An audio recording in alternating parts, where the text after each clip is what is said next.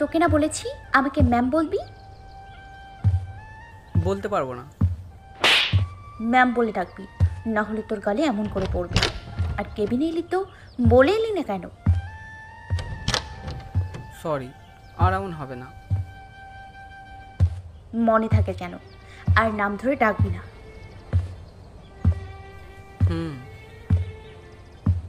এবার এই প্রোডাক্টগুলো তৈরি কর। তুমি করো। আবার মারলে কেন? আমাকে তুমি বললি কেন? আপনি বলবি। আচ্ছা। যা, এই প্রোডাক্টগুলো তৈরি করে নিয়ে আয়। হুম। আমি আমার ডেস্কে বসে কাজগুলো করতে লাগলাম। এবার আমার পরিচয়টা দিয়ে দিই। আমি রাকিব হাসান। মা বাবাকে দেখেছি কি না মনে পড়ছে না। আঙ্কেলের কাছ থেকে শুনেছি আমার মা আর বাবা একটা অ্যাক্সিডেন্টে মারা যায়, আর আমাকে ছেড়ে ওই দূর আকাশে চলে যায়। আঙ্কেল বলতে ফারিয়ার বাবা ওনার কাছে মানুষ হয়েছে। আমাকে নিজের ছেলের মতো দেখে, আর ফারিয়াও আমাকে দুই চোখে দেখতে পারে না সেই ছোট থেকে। প্রায় সপ্তাহে 2-3 দিন থাপ্পড় খাওয়া লাগে, আর অপমান তো আছেই। আন্টি মানে ফারিয়ার মাও এমন ছিল, আমাকে দেখতে পারতেন না। আন্টি বেঁচে নেই, উনি স্ট্রোক করে মারা যান। আল্লাহ তাকে যেন জান্নাত দেন, সেই দোয়া করি। ফারিয়াকে ভালোবাসি, কিন্তু সাহস করে বলতে পারি না। অফিসের সব কাজ আমাকে দিয়েই করায়, আর নিচে বসে বসে সবসময় মোবাইলে ফোন টেপে কাজ করতে লাগলাম। প্রোডাক্ট তৈরির কাজ লাঞ্চের আগে শেষ হলো, তাই উঠে লাঞ্চ করার জন্য ক্যান্টিনে গেলাম। তখন এই যে রাকেশ সাহেব, এইদিকে আসেন। না থাক। আরে আসেন। আসছি। রিমি যে টেবিলে বসেছিল সেখানে গিয়ে একটা চেয়ার টেনে বসলাম। কি খাবেন? যা খাবেন তাই অর্ডার দিন। ওকে। ওই ওয়েটার, 2 প্লেট চিকেন বিরিয়ানি দেন তো। ওইটা চলে গেল। কেমন আছেন? আলহামদুলিল্লাহ ভালো। আপনি? আলহামদুলিল্লাহ ভালো। বাসা সবাই কেমন আছে? আলহামদুলিল্লাহ ভালো। বলতে গিয়ে বলল না। সরি। It's okay. আপনার গার্লফ্রেন্ড নেই? এই এতিমের আবার গার্লফ্রেন্ড? এমন বললেন কেন? তো আবার কি বলবো? কিছু না। ওইটার খাবার নিয়ে এলো, খাওয়া দাওয়া শেষ করলাম। খাবার শেষ করে উঠে গিয়ে বিল আমি দিলাম। এটা কি হলো? কোনটা? আপনি বিল দিলেন যে? তো সমস্যা কোথায়? অনেক। আমি ডাকলাম, আমি বিল দিতাম। কোথাও লেখা আছে নাকি? তা না। ওখান থেকে আমি আমার ডেস্কে এসে ম্যামের কেবিনের সামনে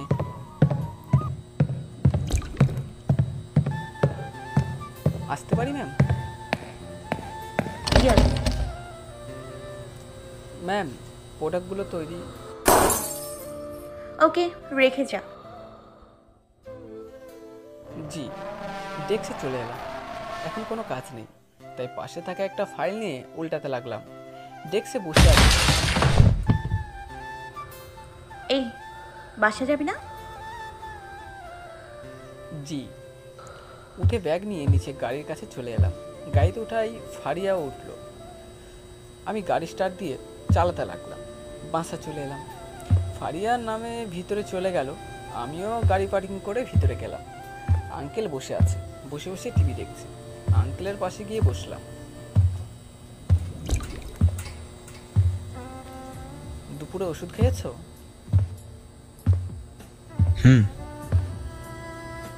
আর একটু কথা বলে আমি আমার রুমে এলাম। রাতে শুয়ে আছি। তখন ফোন বেজে উঠল। দেখি ফারিয়া ফোন করেছে।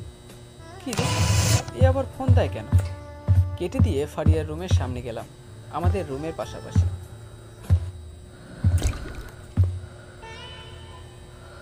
আসতে পারি? আয়। জি বলেন, কেন ডাকলেন?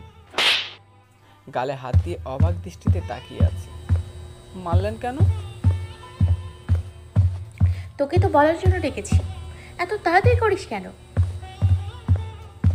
তাই বলে থাপ্পড় দেবেন? আর এখন কথা না বলে দেখ তো ল্যাপটপে কী সমস্যা হয়েছে। কোনো কিছু করতে পারছি না। জি। তারপর ল্যাপটপ নিয়ে ঠিক করে দিলাম। ল্যাপটপটা রেখে নিতে লাগলাম, তখনই তোকে যেতে বলেছি? না। তাহলে যাচ্ছিস কেন? জি বলেন। এই নে, ফাইলগুলো নিয়ে যা।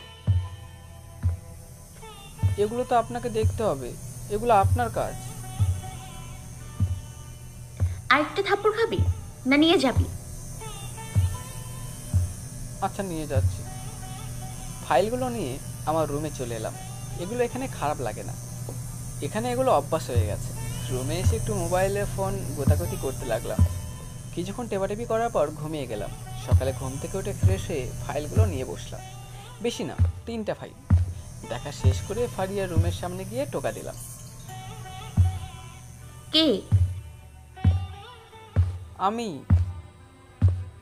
ও, ভেতরে আয়। ভিতরে গেলাম। এই যে ফাইলগুলো দেখা হয়ে গেছে, এবার তোমার সাইন করলেই হবে। না সরি, আপনার সাইন করলেই হবে। ওকে, যা। ফারিয়ার রুম থেকে আমার রুমে চলে এলাম। কিছুক্ষণ পর আঙ্কেল বলল, রাকিব, ফারিয়া, তোরা খেতে আই। আঙ্কেলের ডাক শুনে খেতে আসলাম। ফারিয়াও আসলো। খাওয়া দাওয়া শেষ করে রুমে এসে রেডি হয়ে আঙ্কেল বলে অফিসের দিকে রওনা হলাম। এই, একটু পার্কের দিকে চল তো। কেন? তোকে যেটা বলেছি সেটা কর।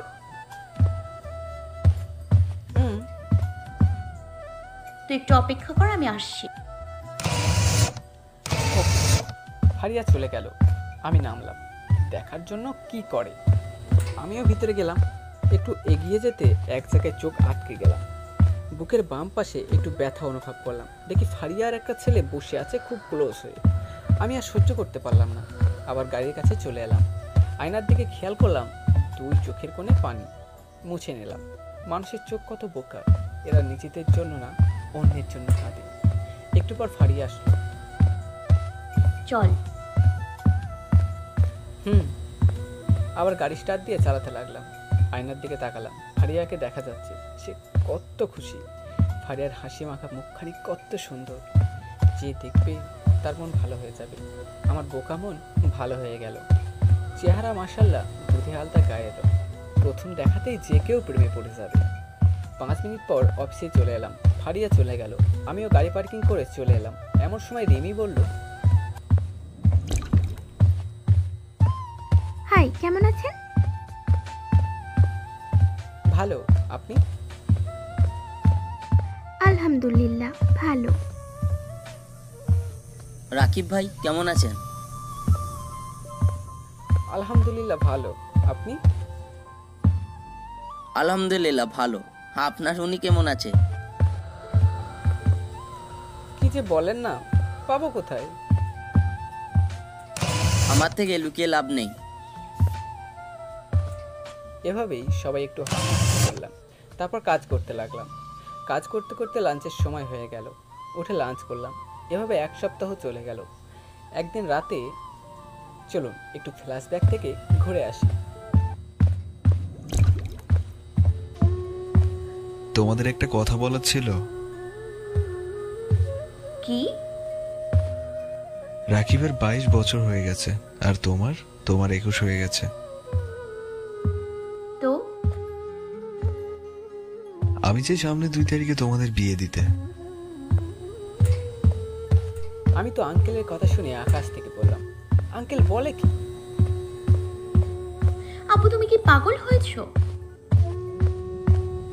আমি ঠিক আছি, আর আমি যেটা বললাম সেটাই হবে। আমি কখনোই এতিম ভিখারিকে বিয়ে করতে পারবো না। আমি তো একে দু চোখে দেখতেই পারি না, আবার একে বিয়ে করব ভাবলে কি করে? আমি অন্য একজনকে ভালোবাসি। যেমন মা ছিল ঠিক তেমন মেয়ে হয়েছে, আগামী কালকে তোদের বিয়ে হবে। ফারিয়া আর কোনো কথা বলল না, কাঁদতে কাঁদতে চলে গেল। আঙ্কেল, আপনি ফারিয়াকে মারলেন কেন? ঠিক হয়নি এটা। তুই চুপ থাক, অনেক বার বেড়েছো। আমি ফারিয়াকে বিয়ে করতে পারবো না। না করলে আমার মরা মুখ দেখবি। কি বলছেন? আমি করব, কিন্তু ফারিয়া কি রাজি হবে? সেটা আমি দেখবো। রুমে চলে এলাম। আমি যদিও ভালোবাসি, কিন্তু ফারিয়া তো বাসে না, ও তো আবিরকে ভালোবাসে। জানি না কি হবে, এমনি তো আমাকে দেখতে পারে না। পরের দিন সকালে বসে আছি, তখন ফারিয়া আসলো।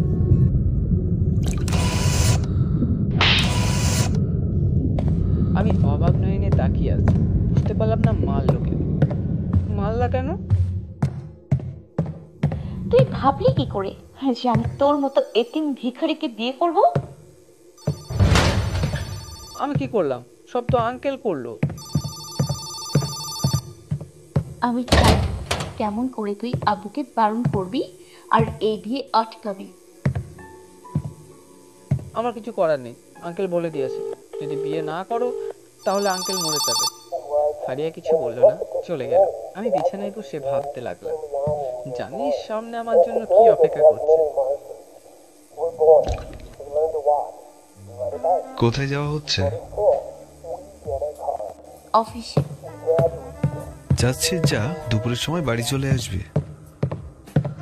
কেন? আমি বললাম তাই, আর যদি না আসিস তাহলে তোর জন্য এই বাসার দরজা বন্ধ। ওকে। আমি উপরে দাঁড়িয়ে দাঁড়িয়ে দেখছিলাম। রাকিব শোন। বলেন। নিচে আসার পর, আর এটা কি ঠিক হচ্ছে জোর করে বিয়ে দেওয়াটা? ঠিক বল, আমাকে বোঝাতে আসিস না। তোকে কিছু কাজ করছি, সেগুলো কর। বলেন। রাতে আমি রুমের ভিতরে দাঁড়িয়ে আছি, যেতে কেমন যেন ভয় করছে। ভিতরে গেলে কি হবে বুঝতে পারছি না। অনেকক্ষণ ধরে দাঁড়িয়ে আছি। এখানে? বাইরে কেন? এমনি। যা। ভিতরে গেলাম। ফারিয়া বসে আছে, নাই কোনো ঘন্টা। আগে যেরকম পোশাক থাকে এখনো সেই পোশাক পরে আছে, মানে শাড়ি পরেনি। আমি যাওয়া মাত্র বলল, শোন। শোন, আমাকে স্বামীর অধিকার দেখাতে আসবি না। আমার কাছে কখনো স্ত্রীর অধিকার পাবি না। আব্বু যতদিনই বেঁচে থাকবে ততদিন শুধু অভিনয় করে যাবি। আব্বু মারা গেলে তুই তোর রাস্তায়, আমি আমার রাস্তায়। আমি জানি এমনটাই হবে, তাই খারাপ লাগলো না। তবে চেষ্টা করব ওর মনে আমার জন্য ভালোবাসার সৃষ্টি করা।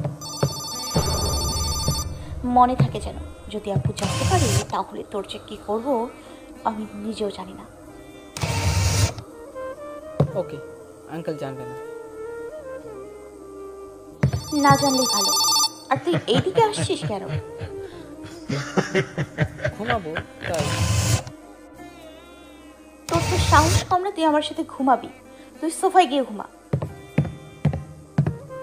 আমার রুম, আমি কেন সবাই গিয়ে ঘুমাবো? তুমি যাও। আমার কথা শুনে রেগে গেল আর আমার কাছে এসে, এতিম ভিখারি, তুই মনে হয় ভুলে যাচ্ছিস এটা আমার বাসা। চুপ হয়ে গেলাম। চোখ দিয়ে নিচের অজান্তেই এখন পানি বের হয়ে গেল, বুঝতে পারলাম না। ন্যাকামি বাদ দিয়ে সোফায় গিয়ে ঘুমিয়ে পড়। রাতে আবার ঘুমিয়ে থাকা অবস্থায় কিছু করিস না। তোদের মতো ছেলেদের আবার বিশ্বাস না। একটু ভরসা রাখুন, আপনার কোনো ক্ষতি করব না। এই নে। একটা বালিশ আর কম্বল দিন, তাহলেই হবে। কম্বল আর বালিশ নিয়ে সোফায় চলে এলাম, তারপরে শুয়ে গেলাম। শুতে কষ্ট হচ্ছে, কোনো দিন ঘুমায়নি তো তাই। আর চোখ থেকে পানি বের হচ্ছে। মা বাবা যদি বেঁচে থাকতো তাহলে হয়তো এমনটা হতো না। অনেক কষ্টে ঘুম আসলো। সকালে পানির জন্য ঘুম ভেঙে গেল। চোখ খুলে দেখি রায়সা বালতি হাতে নিয়ে দাঁড়িয়ে আছে। এভাবে ভিজালেন কেন? ইচ্ছে হয়েছে তাই। তাড়াতাড়ি ওঠ, আব্বু খাবারের জন্য ডেকে গেল। কিছু বললাম না, আর কিছু বলতেও পারছি না, কারণ আমি সে এতিম, ভিখারি, ছোট লোক। হারিয়া চলে গেল। আমি উঠে ফ্রেশ হয়ে নিচে এলাম। খাওয়া দাওয়া শেষ করে আবার রুমে চলে এলাম। হারিয়ে আসলে আমার জুতো জোড়া পরিষ্কার করে কাপড়গুলো ইস্ত্রি করে দে। হ্যাঁ, আমি পারবো না, কাজের লোককে বলেন। কি বললি? আমার মুখে মুখে কথা বলিস? যেটা বলেছিস সেটা কর, না হলে তোর কপালে অনেক দুঃখ আছে। আর আমাকে বিয়ের স্বাদ খোঁচাচ্ছি। এখন হাড়ে হাড়ে বুঝতে পারবি এই ফারিয়া কি জিনিস। অনেক ভয় পেলাম।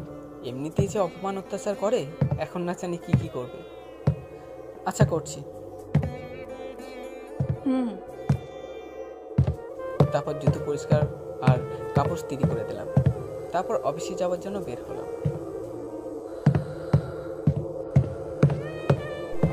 অনেক ভয় পেলাম।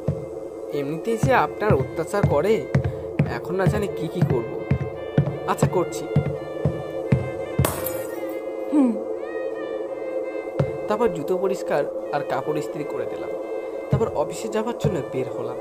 তারপর গাড়ির কাছে চলে এলাম। গাড়ি আসি দেখে ফারিয়া আসলো। আমি তো দেখে বড় সড়ো একটা ক্রাশ খেলাম। কালো রঙের শাড়ি, নীল রঙের ব্লাউজ, ঠোঁটে হালকা গোলাপি রঙের লিপস্টিক। দেখতে যা লাগছে না, আমি তো হাঁ করে তাকিয়ে আছি। কখন যে ফারিয়া আমার কাছে এসেছে বুঝতেই পারিনি। এই ভিখারি, এভাবে কি দেখছিস? মন খারাপ হয়ে গেল। কিছু না।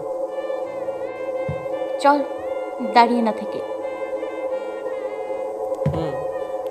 গাড়িটা স্টার্ট দিয়ে চলে এলাম অফিসে। ফারিয়া চলে গেল, আমিও পার্কিং করে চলে এলাম।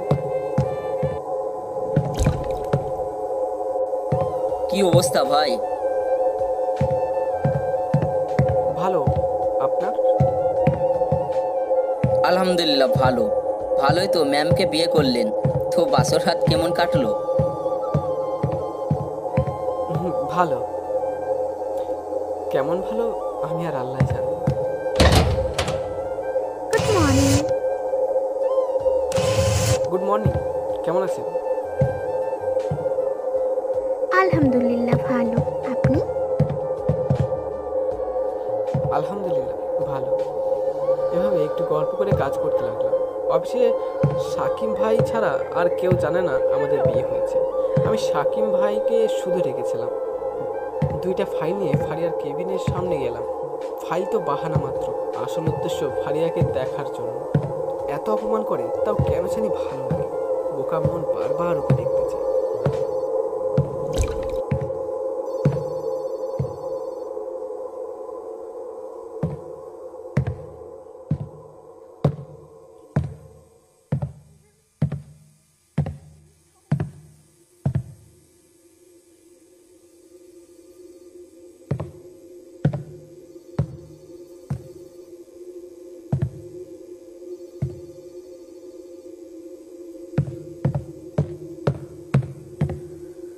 তোর গল লাল করে দিব।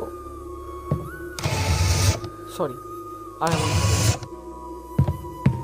কি জন্য এসছিস?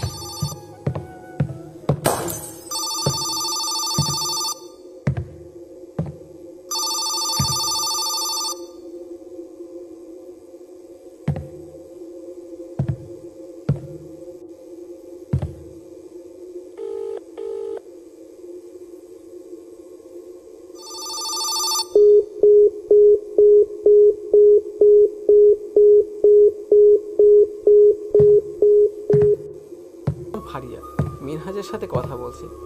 মিনহাজ ফারিয়ার বয়ফ্রেন্ড। মিনহাজ ছেলেটা একদম ভালো না। রুমের ভিতরে গেলাম, ফারিয়া হেসে হেসে কথাগুলো বলছে। আমি শুধু তাকিয়ে দেখলাম, মন খারাপ হয়ে গেল।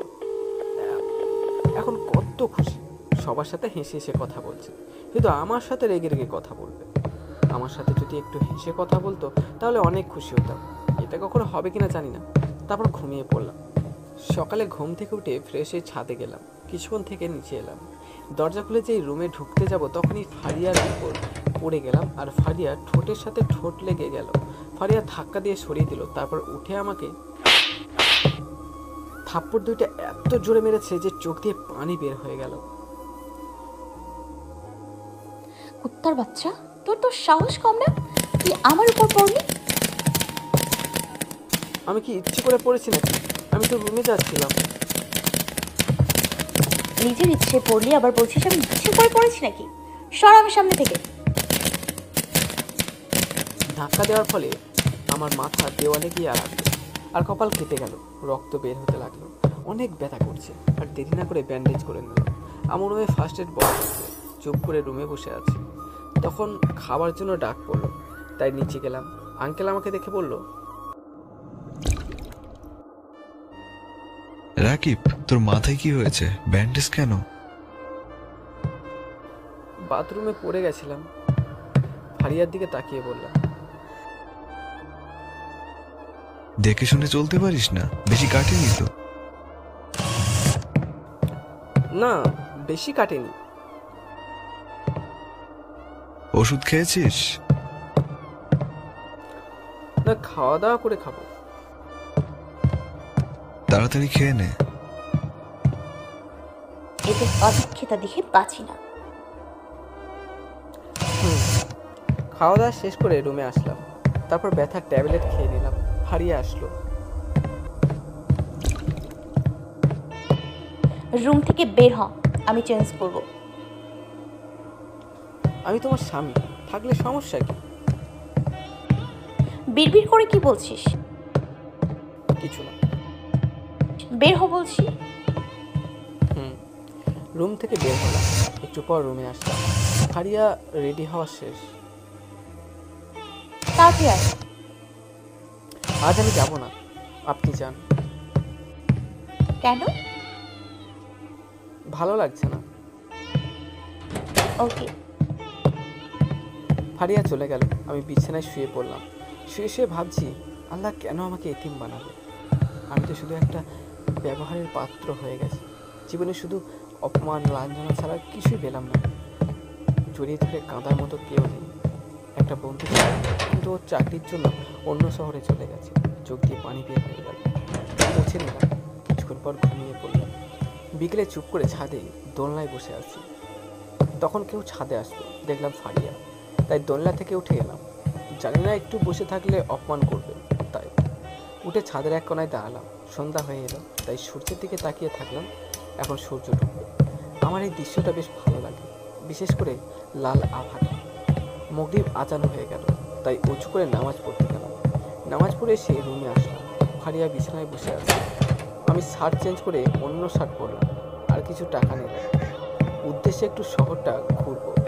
অনেকদিন রাতের শহরটা দেখা হয়নি, তাই আর কি। কোথায় যাবি? একটু বাইরে।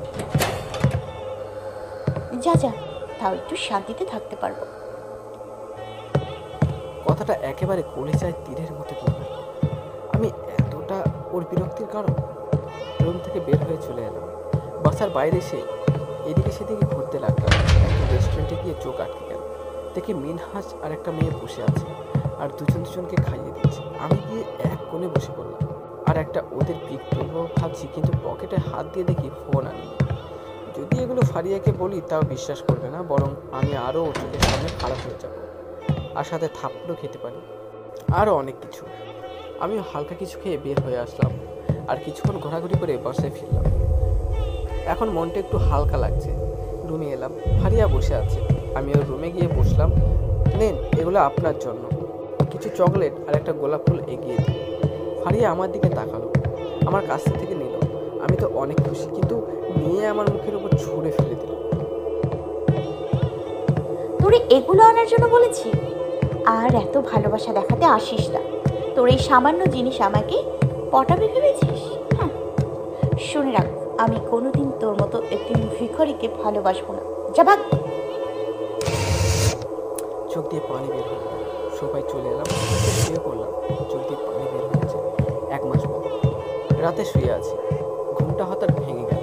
তখন কথা বলার আওয়াজ আসছে। ঘড়ির দিকে তাকালাম, রাত 3টে বাজে। ফারিয়ার দিকে তাকালাম, তাহলে কথা বলে কি? সোফা থেকে উঠলাম, দেখি ফারিয়া ঘুমের ঘরে বিড়বিড় করছে। ওর কাছে গেলাম, গিয়ে ফারিয়া, এই ফারিয়া। ওর কোনো রেসপন্সই নেই। কি হলো, কথা বলো। কোনো কিছুই বলছে না। ওর শরীরে হাত দিলাম, শরীরে হাত দিতে আটকে উঠলাম। জ্বরে শরীর পুড়ে যাচ্ছে। তাড়াতাড়ি বাতিতে পানি নিয়ে আসলাম, তারপর একটা তোয়ালে ভিজিয়ে ওর মাথায় দিলাম। একটু পর ফারিয়া চোখ খুললো। কেমন লাগছে? শরীরটা ব্যথা করছে। কথা বলছে কিন্তু ভালোভাবে বলতে পারছে না। রুমে ওষুধ ছিল, ওগুলো নিয়ে বললাম, এই নেন, আর পানি নিন, এগুলো খেয়ে নিন, একটু পর জ্বর কমে আসবে। খেতে ইচ্ছে করছে না। ইচ্ছে না করলেও খেতে হবে, না হলে সুস্থ হবেন না তো। না, ইচ্ছে করছে না। আরে খেয়ে নিন।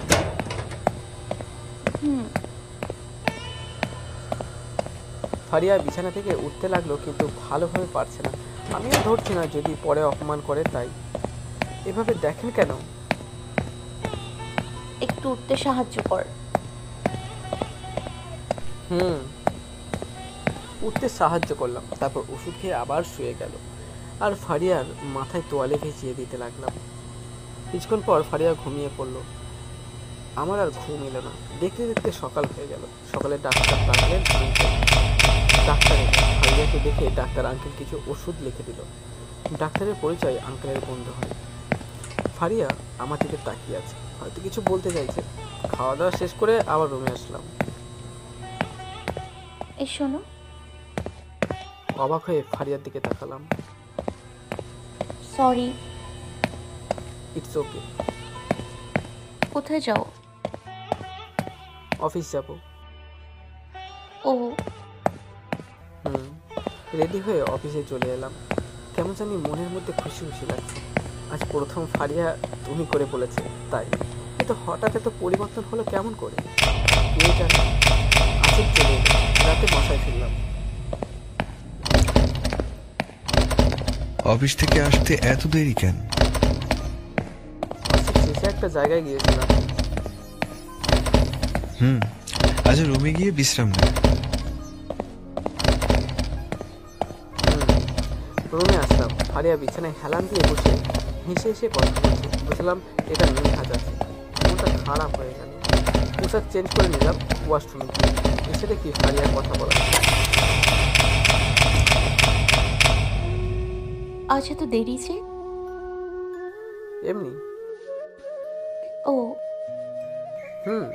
এখন কেমন লাগছে? ভালো। ভালো থাকলেই ভালো। রুম থেকে বের হতে যাব তখন। কোথায় যাও? ছাদে। কেন? এমনি।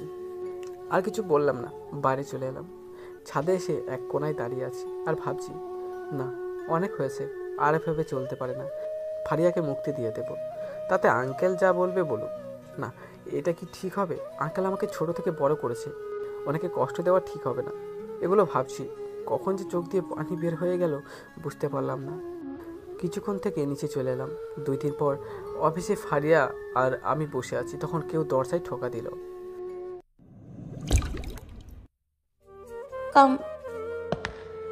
দেখি মিনহাজ এসেছে। মন খারাপ হয়ে গেল। এসে ফারিয়াকে জড়িয়ে ধরল। এমন দেখে মাথা গরম হয়ে গেল। উঠে মিনহাজের শার্টের কলার চেপে ধরলাম। তখনই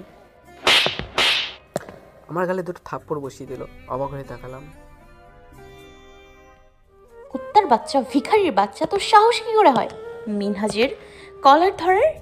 এই 2 দিন তোর সাথে একটু ভালো ব্যবহার করেছি, তাই বলে তোর সাহস বেড়ে গেছে, তাই না? মাথা নিচু করে নিলাম। আবার ঠাস ঠাস করে 2টা থাপ্পড় দিয়ে দিল। বের হয়ে যা, না হলে তোর কি যে করবো। ওখান থেকে চলে এলাম, চোখ দিয়ে বৃষ্টির মতো পানি বের হয়ে গেল। যে মেয়ে বয়ফ্রেন্ডের সামনে স্বামীকে থাপ্পড় মারতে পারে সে কোনোদিন স্বামীর মূল্য দিতে জানবে না। না, অনেক হয়েছে, এখান থেকে অনেক দূরে চলে যাব। আর 6 মাস পর ডিভোর্স পেপার পাঠিয়ে দেব। আমাকে দেখে শাকিম ভাই বলল, রাকিব ভাই, আপনার কি হয়েছে? চোখে পানি কেন? কিছু না, চোখে হয়তো কিছু পড়েছে। মিথ্যে বললেন কেন? আপনার গালে থাপ্পড়ের দাগ তাও। আর কিছু বললাম না। ডেস্কে বসে আঙ্কেলের জন্য একটা চিঠি লিখলাম, তারপর অফিস থেকে বের হয়ে গেলাম। শাকিম ভাই বলছিল কি হয়েছে, কিন্তু তেমন কিছু বলিনি। বর্ষার সামনে এলাম, ভিতরে যাব না।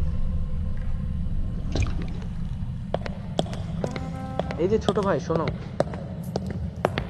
বলেন। এই জায়গাটা বাসার মালিককে দিয়ে আসতে পারবে? পারবো, কিন্তু আপনি যাবেন না কেন? আপনি তো এই বাসায় থাকেন। একটু সমস্যা হয়েছে, প্লিজ দিয়ে আসো। ওকে দেন।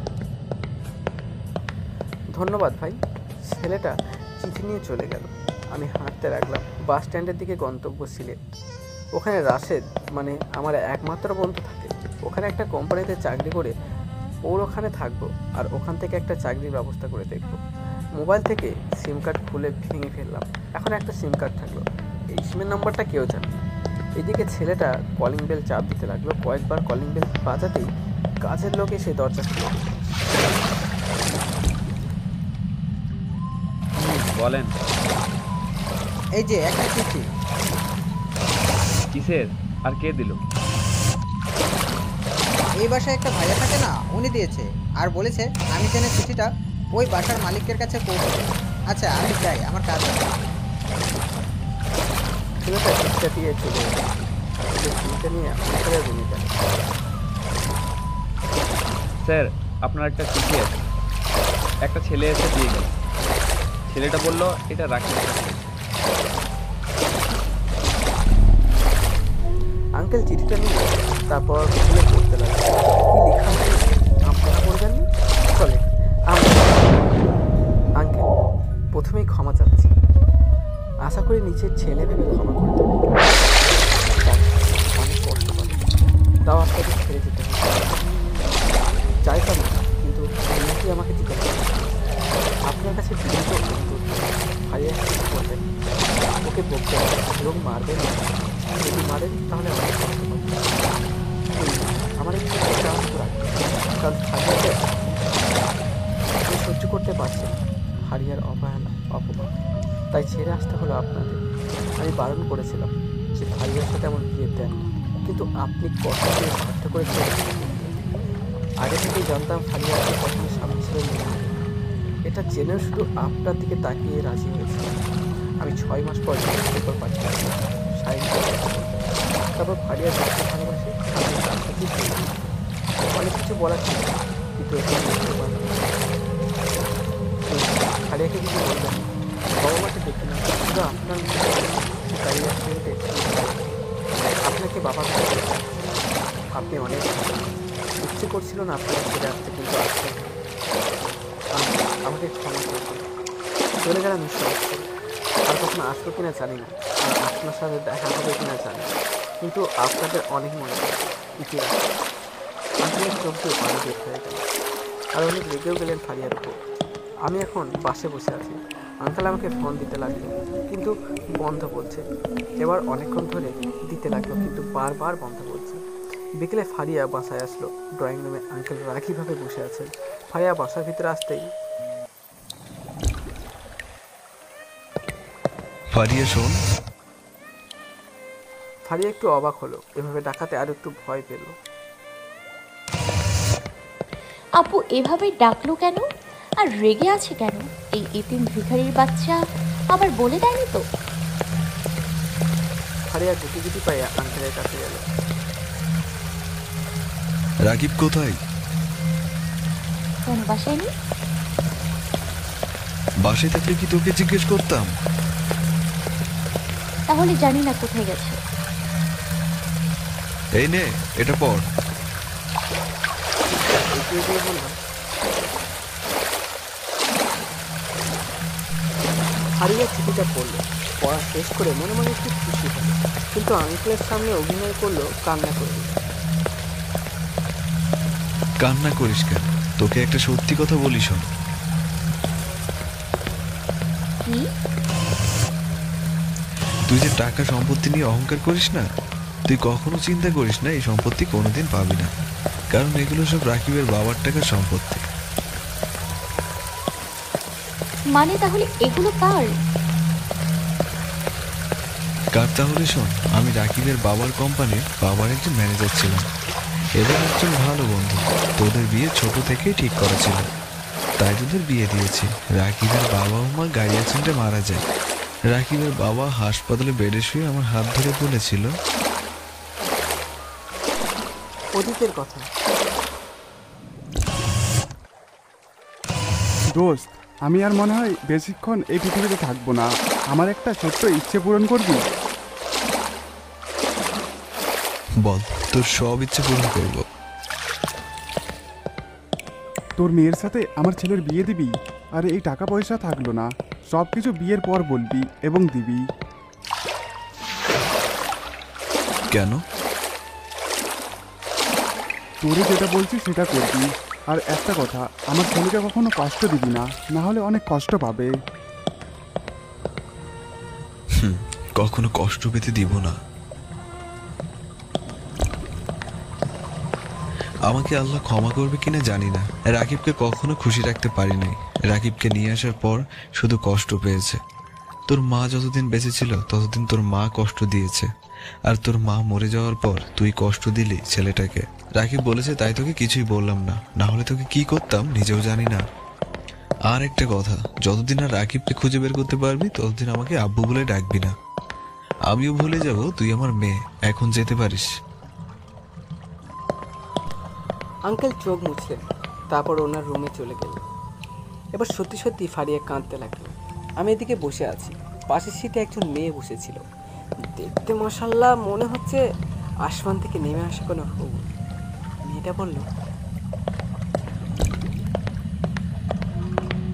মন খারাপ মনে হচ্ছে, জানতে পারি কেন? মেয়েটার দিকে তাকালাম, চুপ থাক। বলতে ইচ্ছে না হলে বলবেন না। তেমন কিছু না, আব্বু আম্মুর কথা মনে পড়ছে। ও, আপনি কি বাসা থেকে চলে আসছেন নাকি? চোখ দিয়ে পানি বের হয়ে গেল। আরে কি হলো, কাঁদছেন কেন? আব্বু আম্মুকে কখনো দেখি না। সরি। ওকে। আপনার নাম কি? জি রাখি। মাইজা। কোথায় যাবে? সিলেট। আপনি? আমিও। এখানে আমি আমার ফুপির বাসায় এসেছিলাম। আচ্ছা, আপনি কি করেন? মানে লেখাপড়া না জব? জব করতাম, একটু সমস্যার জন্য ছেড়ে দিয়েছি। ও, আমি আমাদের অফিসের দেখাশোনা করি। এভাবে মায়ের সাথে কথা বলতে বলতে সিলেটে বিকেলে পৌঁছে গেলাম। মায়ের সাথে কথা বলে একটু ভালো লাগলো। মায়েশা অনেক ফ্রি, সবার সাথে সহজে মিশে যেতে পারে।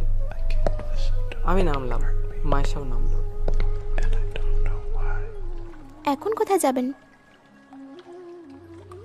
আমার এক বন্ধুর কাছে। ও আচ্ছা। তখনই একটা গাড়ি এলো। আল্লাহ হাফিজ।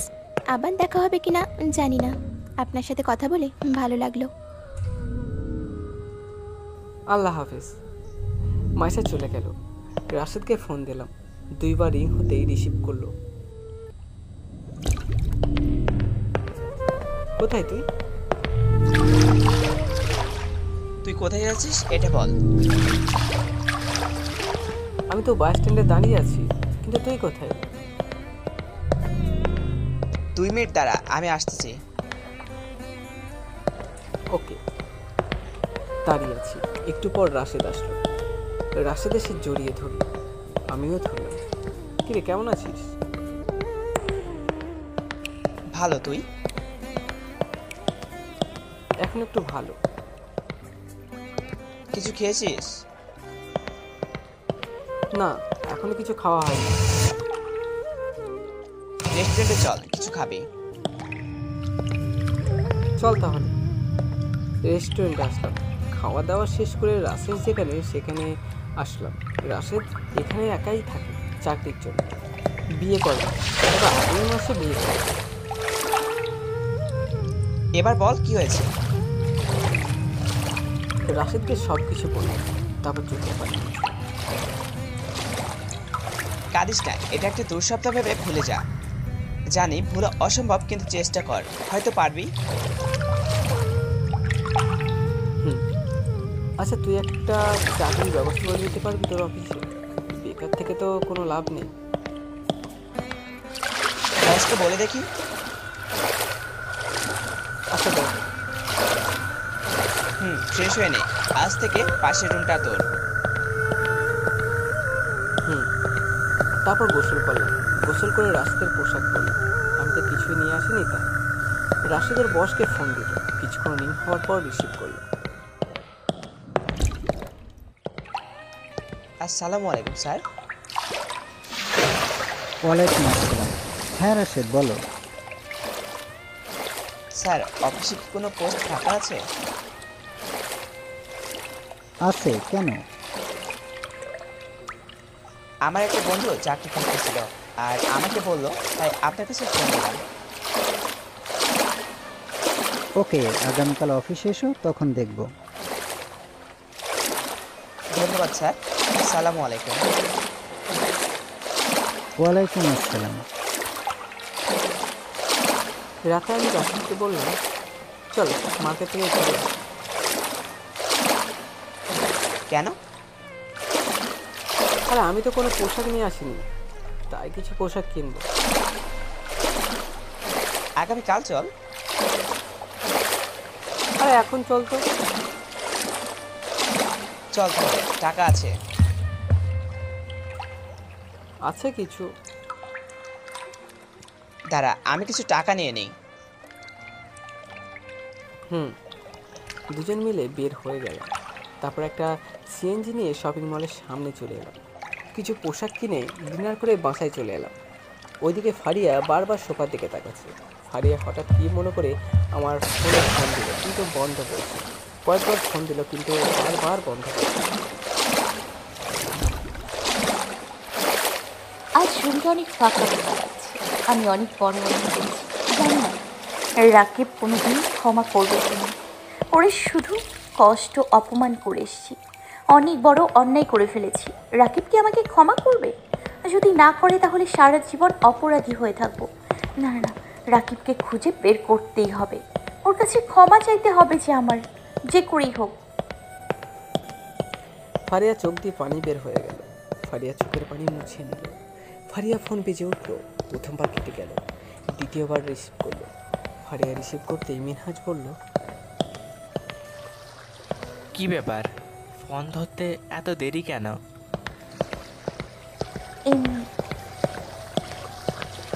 মন খারাপ মনে হচ্ছে, আর কান্নাও করছো মনে হয়।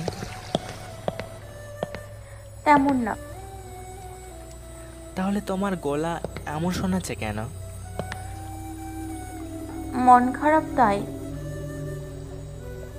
ফারিয়ার মিনহাজ আর কিছুক্ষণ কথা বলার পর রেখে দিল। আমি বিছানায় শুয়ে আছি। তখন ফারিয়া কথা মনে পড়তেই চোখের নোনা পানিগুলো গাল বেয়ে বালিশে টপ টপ করে পড়তে লাগলো। না, ওর কথা মনে করা যাবে না। ওকে যেমন করেই হোক ভুলতেই হবে। ভুলে যেতে হবে ফারিয়া নামে কেউ ছিল, কিন্তু ভুলতে কি পারবো? এগুলো ভাবতে ভাবতে কখন ঘুমিয়ে পড়েছি মনে নেই। সকালে দেখি আজানের মিষ্টি ধ্বনিতে ঘুম ভেঙে গেল। উঠে ওয়াশরুমে গিয়ে উঁচু করলাম। ওয়াশরুম থেকে বের হতে দেখি রাশেদও ঘুম থেকে উঠে গেছে। কিরে, নামাজে যাবে নাকি?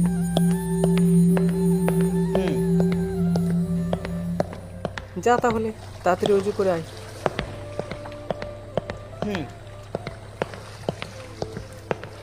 রাশেদ অজু করে এলো, তারপর দুজন মিলে একসাথে নামাজ পড়তে মসজিদে গেলাম। নামাজ পড়ে দুজন একসাথে ঘুরে বের হলাম। কিছুক্ষণ ঘোরাঘুরি করে বাসায় চলে এলাম। তুই রুমে যা, আমি রান্না করি। চল, আমি সাহায্য করি।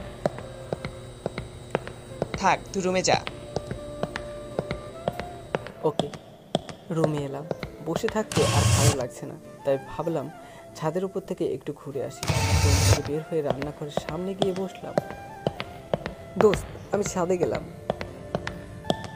যা। ছাদে এলাম। বিল্ডিংটা 5 তলা, রাতের 4 তলায় থাকে। এখানে সবাই ভাড়াটিয়া। এই বাসায় মালিক অন্য জায়গায় থাকে। সূর্যের লাল আভা দেখা যাচ্ছে, হালকা বাতাস বইছে, সাথে গাঁদা ফুলের সুবাস আসছে। এই মুহূর্তটা খুব ভালো লাগছে। মনের ভেতর শেষ হয়ে গেল। কোথায় গাঁদা ফুল আছে দেখার জন্য মাথা ঘোরালাম। দেখলাম ছাদের এক কোনায় কিছু ফুলের গাছ আছে, সাথে গাঁদা ফুলের গাছও আছে। গাছগুলোর কাছে গেলাম, গিয়ে দেখতে লাগলাম অনেক রকম ফুলের গাছ আছে, গোলাপ, গাঁদা, ধুব্র ইত্যাদি। এগুলো চিনি না। তখনই কেউ মেয়েলি কণ্ঠে বলল, আরে কে আপনি? এভাবে কি দেখছেন? পিছন ঘুরে দাঁড়ালাম। দেখি একটা মেয়ে, মনে হচ্ছে কোনো পুরী, আমার সামনে দাঁড়িয়ে আছে।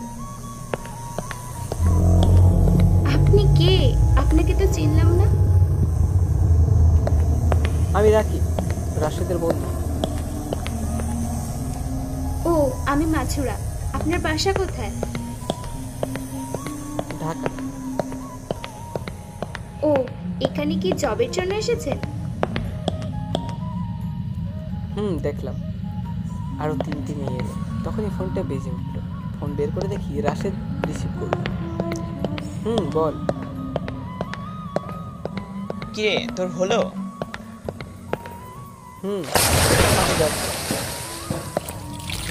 ওকে।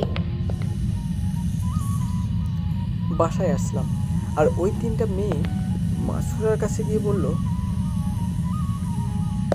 কিরে মাসুরা, ছেলেটা কে? রাশেদ ভাইয়ের বন্ধু। ছেলেটা একদম জোস। এই, নজর দিবি না বলে দিলাম, না হলে চোখ একেবারে উঠিয়ে নেব। বাবা, দেখাতেই ভালো পেয়েছিস তো? একদম ফিদা হয়ে গেছে। ছেলেটার গার্লফ্রেন্ড থাকে তাহলে? তখন অন্য একটা মেয়ে বলল, তাহলে আর কি, প্রেম করে আগে ইচ্ছা দেখাবে। একদম হাসবি। ওইদিকে ফারিয়ার ঘুম থেকে উঠে সোফায় দিকে তাকায়। কিন্তু মন খারাপ হয়ে গেল। ফারিয়ার মনে পড়লো আগের দিনের কথাগুলোর কথা। আমাকে পানিতে ভিজিয়ে ঘুম থেকে ওঠাতে অনেক অপমান করল। আর আজ ফারিয়া মন খারাপ করে বসে থাকে। তখন ফারিয়া রুমের দরজায় কাজের লোক ঢোকা দিল। কে? আপা, নাস্তা করবেন না? যা, আমি ফ্রেশ হয়ে আসছি। কাজের লোক চলে গেল। ফারিয়ার একটু বসে থেকে উঠে ফ্রেশ হতে নিচে আসলো। আব্বু কোথায়? সাহেব খাওয়া দাওয়া করে রুমে চলে গেছে। কেন? আপনি জানেন কি হয়েছে? তখনই ফারিয়া গতকালের কথা মনে পড়ল। ওর চোখের কোণে পানি জমা হয়ে গেল। আপা, বসেন, খেয়ে নিন। ফারিয়া হালকা খেয়ে উঠে চলে গেল।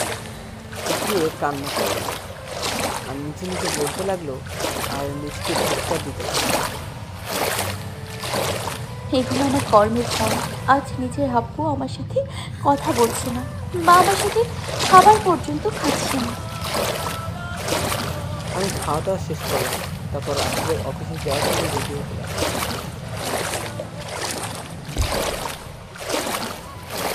কিরে, তোর হলো? হয়ে গেছে, চল। রাশেদ আমার দিকে হাঁ করে তাকিয়ে আছে। কিরে এভাবে হাঁ করে তাকিয়ে আছিস যে? তুই কি চাকরির জন্য যাচ্ছিস না মেয়ে পড়াতে যাচ্ছিস? এমন বলছিস কেন? দোস্ত তোকে সেই লাগছে, একদম পুরো সিনেমার হিরোদের মতো। কি যে বলিস না। সত্যি তোকে এই পোশাকে সেই লাগছে।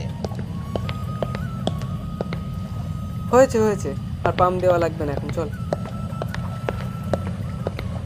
কোথায় পাম দিলাম? যা সত্যি তাই বললাম। আরে যাবি না, এখানে থাকবি? তোর অফিসে যেতে কিন্তু দেরি হয়ে যাবে। চল। বাসা থেকে বের হয়ে রাস্তার কাছে আসে। এ মামা যাবেন? তারপর রিক্সায় উঠে রাস্তার অফিসের কাছে আসে। রাস্তাতে রিক্সাওয়ালাকে ভাড়া দিল, তারপর অফিসের ভিতরে চলে এলাম। অফিসটা 2 তলা। রাস্তার সাথে উপরে চলে এলাম। রাস্তার একটা কেবিনের সামনে গিয়ে ঠোকা দিয়ে বলল, আসতে পারি স্যার? কাম।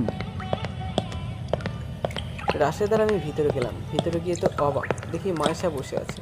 মায়েশার দিকে তাকিয়ে দেখি ও আমার দিকে হাঁ করে তাকিয়ে আছে। ছেলেটা কে? জি স্যার, ওর নাম রাকিব। রাশেদ মায়েশার দিকে অবাক হয়ে তাকালো, আমিও তাকালাম। কি রাশেদ সাহেব, এভাবে অবাক হয়ে তাকালেন যে? ম্যাম, ওর নাম জানেন কেমন করে? আমি যখন ঢাকা থেকে আসছিলাম তখন ওনার সাথে পরিচয় হয়েছিলাম। ও বস রাশেদ আর মায়েশা ম্যামের কথা শুনলেন, তারপর বললেন,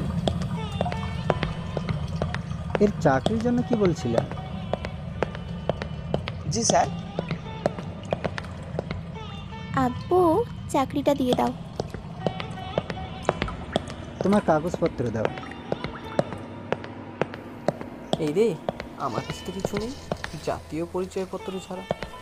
তাই আমি রাশেদের কাছে মুখ নিয়ে গিয়ে বললাম, তো আমার কাছে তো জাতীয় পরিচয়পত্র ছাড়া কিছুই নেই, সব তো আনন্দের বাসায় এখন আমি কী করবো? সেটাই তো। তাই আমি বললাম, স্যার আমাকে ক্ষমা করবেন, অকারণে আপনার সময় নষ্ট করলেন। আমার কাছে জাতীয় পরিচয়পত্র ছাড়া অন্য কোনো কাগজপত্র নেই, সব ঢাকাতে আছে। ও, পরে ঢাকা থেকে এনে দিয়ে দিবে। সরি ম্যাম, আমার পক্ষে ঢাকা দেওয়া সম্ভব না। কেন?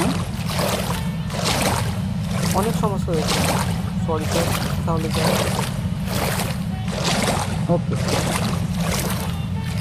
রাশেদার আমি চলে আসতে লাগলাম। দরজার কাছে আসতেই বস বলল, দাঁড়াও। জি স্যার, বলেন। এখানে এসো। জি। তোমাকে চাকরিটা দেওয়া হলো। ধন্যবাদ স্যার।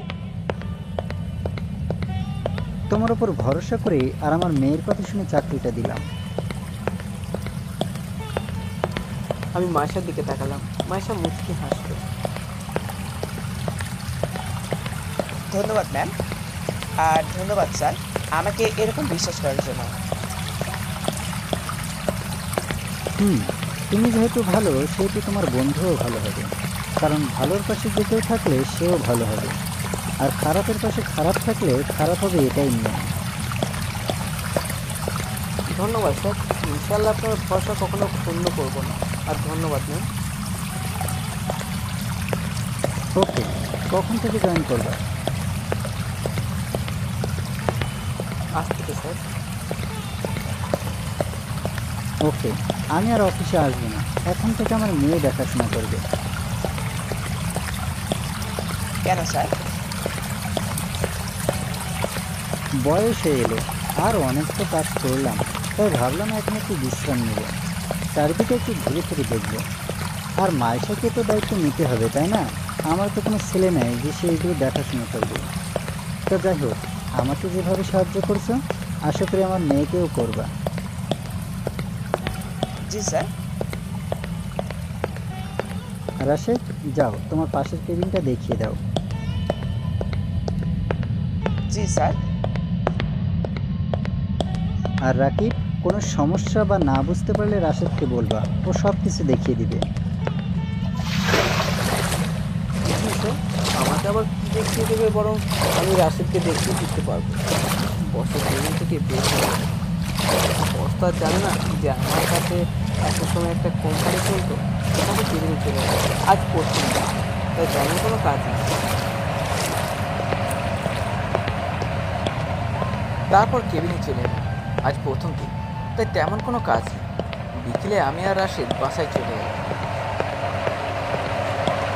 কিরে, প্রথম দিন কেমন লাগলো? অনেক ভালো। তাহলে তোর সাথে বাসে আসা মেয়েটা ফারিয়া ম্যান ছিল? আমি কি জানতাম নাকি যে তোর এই অফিসের বসের মেয়ে এই ফারিয়া ছিল? তাও ঠিক। আচ্ছা যাই হোক, চল এখন ছাদ থেকে ঘুরে আসি। চল। ছাদে চলে এলাম, দেখি মাসুরা আর তার সাথে 3টা মেয়ে আছে। মাসুরার পাশে একটা মেয়ে মাসুরার কানের কাছে গিয়ে বলল, তোর ক্রাশ আসছে।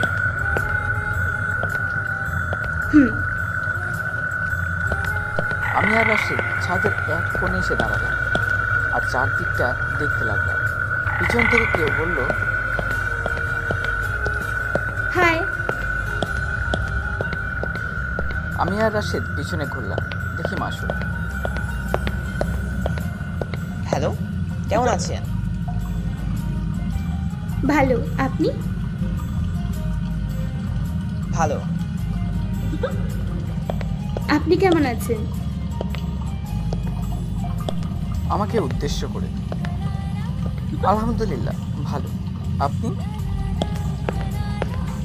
আলহামদুলিল্লাহ ভালো। আপনার বাসায় কে কে আছে? কি হলো? ওর আপন বলতে তেমন এই পৃথিবীতে কেউ নেই। সরি। পিছনে ঘুরে আবার বাইরে দেখতে লাগলাম। সরি বললাম তো। It's okay. তাহলে ওইদিকে ঘুরে কেন? এমনি ভালো লাগছে না। ও। মাসুর একটু মন খারাপ করলো। ওর কথায় কিছু মনে করিয়েন না, একটু পার্সোনাল সমস্যা আছে, তাই এমনভাবে কথা বলে না, হলে সবার সাথে ফ্রি। সকালে তো ভালোভাবে কথা বললো। সকালে আপনাদের পরিচয় হয়েছিল? হালকা। ও, চলেন কিছুক্ষণ ঘুরে বেড়াই। মাসুরা চলে গেল বাকি ওই মেয়েদের কাছে। তখন একটা মেয়ে বলল, কি রে, তোর ক্রাশ তো তোর সাথে যে কথা বললো না। ক্রাশের কোনো কারণে মুড অফ? ও। আর কিছুক্ষণ থেকে নিচে এসে নামাজ পড়তে গেলাম। নামাজ পড়া শেষ। কিরে, এখন কি করবি? চলেন কিছুক্ষণ ঘুরে বেড়াই। ওকে চল। ঘোরাঘুরি একেবারে এশা নামাজ পড়ে বাসায় আসলাম। তুই রুমে যা, আমি রান্না করি। চল, আমিও চাই। আরে না, তুই রুমে যা। আরে চল তো। আচ্ছা চল তাহলে। দুজন মিলে একসাথে রান্না করলাম। তারপর খাওয়া দাওয়া শেষ করে একটু গল্প করে যে যার মতো রুমে চলে এলাম। রুমে শুয়ে আছি, কিছু ভালো লাগছে না। আগের কথাগুলো মনে পড়ে গেল। নিজের অজান্তেই কখন যে চোখের নোনা পানিগুলো বের হয়ে গেল বুঝতে পারলাম না। ওইদিকে ফারিয়া বারবার সোফার দিকে তাকাচ্ছে, চোখে পানি ছড়াচ্ছে আর এক গভীর চিন্তায় ডুবে আছে। হঠাৎ ফারিয়ার ফোন বেজে উঠল, কিন্তু ফারিয়ার সেই দিকে কোনো ভ্রুক্ষেপ নেই। বেজে যাচ্ছে তো বেজে যাচ্ছে। কিছুক্ষণ পর বুঝতে পারলো যে তার ফোন বাজছে, তাই রিসিভ করলো। ওপাশ থেকে মিনহাজ বলল, এতক্ষণ লাগে ফোন ধরতে? কি বলবা বলো। কি ব্যাপার, তুমি এভাবে কথা বলছো কেন? তো কিভাবে বলবো?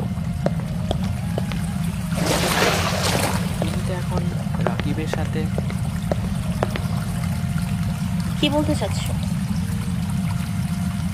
তুমি ভালো করে বুঝতে পারছো আমি কি বলতে চাচ্ছি। কি আজে বাজে কথা বলছো? আমি ঠিকই বলেছি। তোমার তো মনে হয় বাসা হয়ে গেছে। ছি, তুমি এমনটা ভাবতে পারলে? সব মেয়েরা ভুলে যায় স্বামী পেয়ে। মিনহাজ, চিৎকার দিয়ে লাভ নেই, বাই। মিনহাজ ফোনটা কেটে দিল। Hello hello. ফারিয়া আবার ফোন দিল, কিন্তু মিনহাজ রিসিভ করলো না। কয়েকবার দিল, কিন্তু রিসিভ করলো না।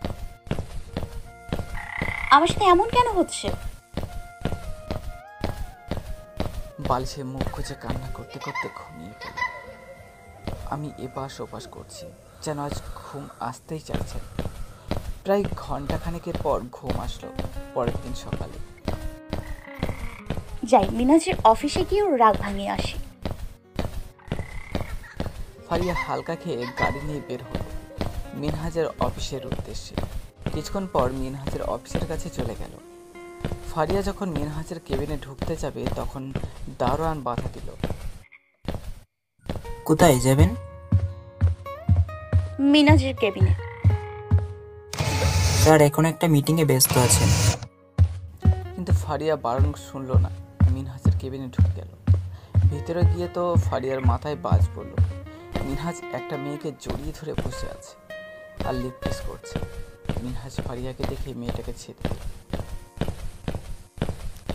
ফারিয়া, তুমি এখানে? ফারিয়া কোনো কথা না বলে মিনহাজের কাছে গিয়ে ঠাস ঠাস করে দুটো চর বসিয়ে দিল।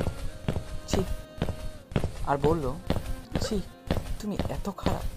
আমার ভালোবাসার এই প্রতিদান দিলে? আমার সাথে প্রেম করো আর অফিসে অন্য মেয়ের সাথে ফষ্টি করো। আমাকে মারা তোকে কে অধিকার দিয়েছে? আমি তোকে কখনো ভালোবাসিনি। তোকে তো শুধু ভোগ করে ছেড়ে দিতাম, ব্যাস। আমাকে খারাপ বলছিস, আর তুই নিজে কি রাকিবের সাথে কি কি করেছিস মনে নেই? আর আমাকে খারাপ বলছিস? যা দূর হ। ধাক্কা দিয়ে ফারিয়ার টাল সামলাতে না পেরে নিচে পড়ে গেল। ফারিয়া উঠে মিনহাজের কাছে গিয়ে ঠাস ঠাস দুইটা থাপ্পড় দিয়ে কাঁদতে কাঁদতে চলে গেল। গিয়ে গাড়িতে উঠে কান্না করতে করতে গাড়ি চালাতে লাগলো। এমনভাবে গাড়ি চালাচ্ছে যে কখন মাঝ রাস্তায় এসেছে তার খেয়াল নেই। হঠাৎ একটা ট্রাক এসে ফারিয়ার গাড়িতে ধাক্কা দিয়ে চলে যায়। ফারিয়ার গাড়ি কিছু দূরে ছিটকে পড়ে যায়। ফারিয়া বাজেভাবে অনেক জায়গায় কেটে যায় আর মাথাটা ফেটে যায়। ফারিয়া চোখে ঝাপসা দেখতে পাচ্ছে, আর ফারিয়ার চোখের সামনে আঙ্কেলের আর রাকিবের ছবি ভেসে উঠল। ফারিয়া বলল, আব্বু, রাকিব, তোমরা আমাকে ক্ষমা করে দিও। আমি মনে হয় আর বাঁচব না। তারপর জ্ঞান হারিয়ে ফেলল। চারদিকে মানুষজন জমা হয়ে গেছে। ফারিয়াকে কয়েকজন টেনে বের করলো, আর তারা দেরি না করে তাড়াতাড়ি হাসপাতালে নিয়ে গেল। ডাক্তার ফারিয়ার অবস্থা দেখে তাড়াতাড়ি আইসিইউতে নিয়ে গেল। একজন আঙ্কেলের কাছে ফোন দিল। ফারিয়া বা আঙ্কেলকে সে চেনে। আঙ্কেল রিসিভ করলেন।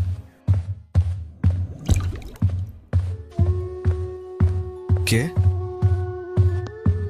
তাড়াতাড়ি এই হাসপাতালে আসেন, আপনার মেয়ে অ্যাক্সিডেন্ট করেছে। আঙ্কেল লোকটার কথা শুনে আঙ্কেলের চারিদিকে ঘুরতে শুরু করলো। হাত থেকে ফোন পড়ে গেল। আঙ্কেল আর দেরি না করে গাড়ি নিয়ে চলে আসলো হাসপাতালে। এরপর আইসিইউর সামনে চলে এলেন। কিছুক্ষণ পর ডাক্তার বের হলো। অবস্থা অনেক খারাপ, আমরা যথাসাধ্য চেষ্টা করছি, বাকিটা আল্লাহর হাতে। আঙ্কেল কেঁদে দিলেন আর সেখানে বসে পড়লেন। ডাক্তার আঙ্কেলকে ধরে ওঠালেন। দেখ, ভেঙে পড়িস না, আল্লাহর উপর ভরসা রাখ আর আল্লাহর কাছে দোয়া চা যেন ফারিয়া ঠিক হয়ে যায়।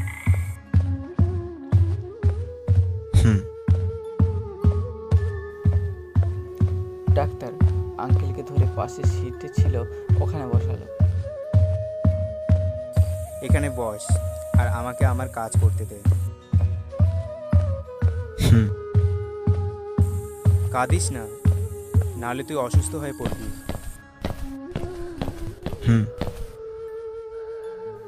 ডাক্তার আঙ্কেল চলে গেল। হে আল্লাহ, তুমি আমার মেয়েকে বাঁচিয়ে দাও। যদি ফারিয়ার কিছু হয়ে যায় তাহলে আমি একা হয়ে যাব। এদিকে কেবিনে বসে আছি, তখন একটা ছেলে বলল, আপনি কি নতুন? গতকাল জয়েন হয়েছি। ওহ, আমি 1 মাস হলো জয়েন করেছি। আমি সাকিব, আপনি? আমি রাকিব। এইভাবে সাকিবের সাথে কিছুক্ষণ কথা বললাম, তারপর কাজে মনোযোগ দিলাম। 2 দিন পর ফারিয়ার জ্ঞান ফিরল।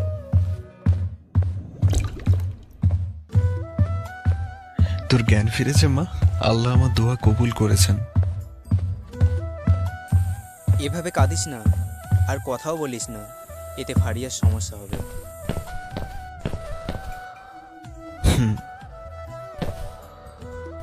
আব্বু আমাকে ক্ষমা করে দাও, অনেক ভুল করে ফেলেছি।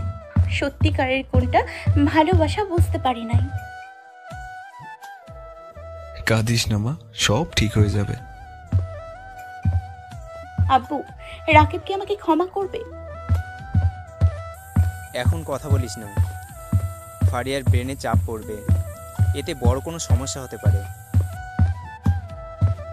ডাক্তার আঙ্কেল ফারিয়াকে একটা ঘুমের ইঞ্জেকশন দিয়ে দিল। একটু পর ফারিয়া ঘুমিয়ে পড়ল। আমি ছাদে দাঁড়িয়ে আছি। হাই। হ্যালো, কেমন আছেন? আলহামদুলিল্লাহ ভালো, আপনি? ভালো। একটা কথা বলি? বলতে পারেন। আপনাকে আপনার কেমন লাগে? আপনি দেখতে সুন্দর, অনেক ছেলের ক্রাশ। মনে হয় প্রতিদিন আপনার পিছনে অনেক ছেলে ঘোরে। ওসব বাদ দেন, আগে আমাকে এটা বলেন, আমাকে আপনার কেমন লাগে? ভালো। তাই? কিন্তু কেন? কিছু না। একটা কথা বলে রাখি। কি? মাথায় অন্য কোনো চিন্তা ভাবনা থাকলে ঝেড়ে ফেলে দিন। কেন? আমি বিবাহিত। কি? লক্ষ্য করলাম মাসার চোখের কোণে পানি। আপনার আবার কি হলো? আপনার চোখের কোণে পানি যে? মাসারা কিছু বললো না, চোখের পানি মুছতে মুছতে চলে গেল। বুঝলাম মাসারা আমাকে ভালোবাসে। আর বুঝি ভালোবাসার মানুষ থেকে না পাওয়ার ব্যথা কেন। কিন্তু আমার এখানে কিছু করার নেই। আগের কথাগুলো মনে পড়ে গেল। নিজের অজাতে কখন যে চোখ দিয়ে পানি বের হয়ে গেল বুঝতে পারলাম। চোখ মুছে নিলাম আর একটু দাঁড়িয়ে থেকে আমিও নিচে চলে এলাম। পরের দিন সকালে খাওয়া দাওয়া শেষ করে অফিসের উদ্দেশ্যে বের হলাম। চলো যাওয়া যাক। চল। দুজন মিলে একসাথে অফিসে চলে এলাম। কেবিনে বসে আছি, তখন পিয়ন এসে বলল, আপনাকে ম্যাম ডাকছে। ওকে, আপনি যান, আমি যাচ্ছি। পিয়ন চলে গেল। আমি উঠে ম্যামের কেবিনের সামনে গেলাম। ভিতরে গেলাম। আসসালামু আলাইকুম। ওয়ালাইকুম আসসালাম। কি জন্য ডাকছেন? তোমাকে দেখার জন্য। মানে ঠিক বুঝলাম না। কিছু না, কেমন আছো? আলহামদুলিল্লাহ ভালো। আপনি? আলহামদুলিল্লাহ ভালো। বসো, দাঁড়িয়ে আছো কেন? না না, কাজ আছে। কি বলবেন বলেন। বসতে বললাম না? জি। এই না, এই ফাইলটা দেখো। জি। আরে কোথায় যাচ্ছ?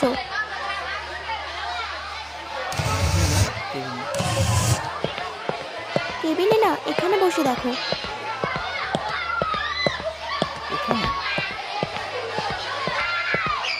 এখানে কেন? এখানে দেখলে সমস্যা কোথায়?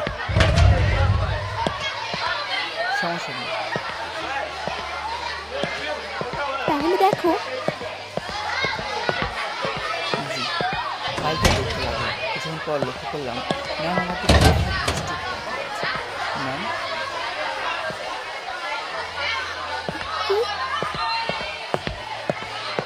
কোথায় গিয়েছিলেন? কোথায় না? ফাইল দেখা কি শেষ? না। তাহলে কিছু না, আবার ফাইল দেখতে গেলাম। ফাইল দেখা শেষ। এক দৃষ্টিতে তাকিয়ে আছে। ম্যাম ম্যাম, কোনো রেসপন্স নেই। তাই এবার জোরে করলাম, ম্যাম। কে? আপনার আবার কি হলো? কিছু না। ফাইল দেখা কি শেষ তোমার? জি। ও, তুমি কি বিকেলে ফ্রি আছো? কেন? এমনি বলো। জি, ফ্রি আছি। ওকে, তোমাকে তাহলে শপিং করতে নিয়ে যাবো। আমি? কেন? এত কথা বলো কেন? আমার সাথে যাবে মানে যাবে। ম্যাম, এভাবে ধমক দেন কেন? কি ম্যাম ম্যাম বলছো? তো কি বলবো? নাম ধরে ডাকবে। পারবো না। কেন? সমস্যা কোথায়? জানি না, তবে বলতে পারবো। আর না হলে গেলাম। আরে বাবা, রাগ করছো কেন? কোথায় রাগ করলাম? আমি যাই, আমার কাজ আছে। ওকে, আর বিকেলে রেডি হয়ে থাকবে। আর কিছু বললাম না।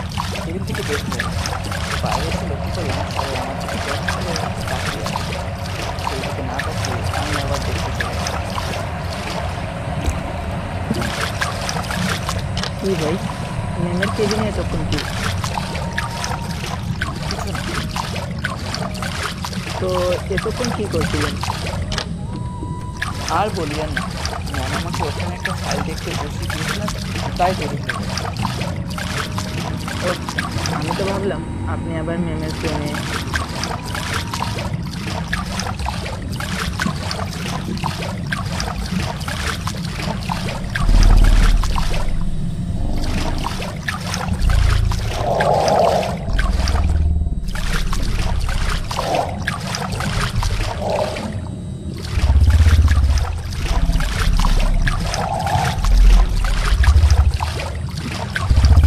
ম্যাম, আসতে পারি? জি বলেন, কি জন্য? লাঞ্চ করেছো? না, করব। তো ভালো, চলো দুজনে একসাথে লাঞ্চ করি। না না, আপনি লাঞ্চ করুন, আমি ক্যান্সেল করে দেব।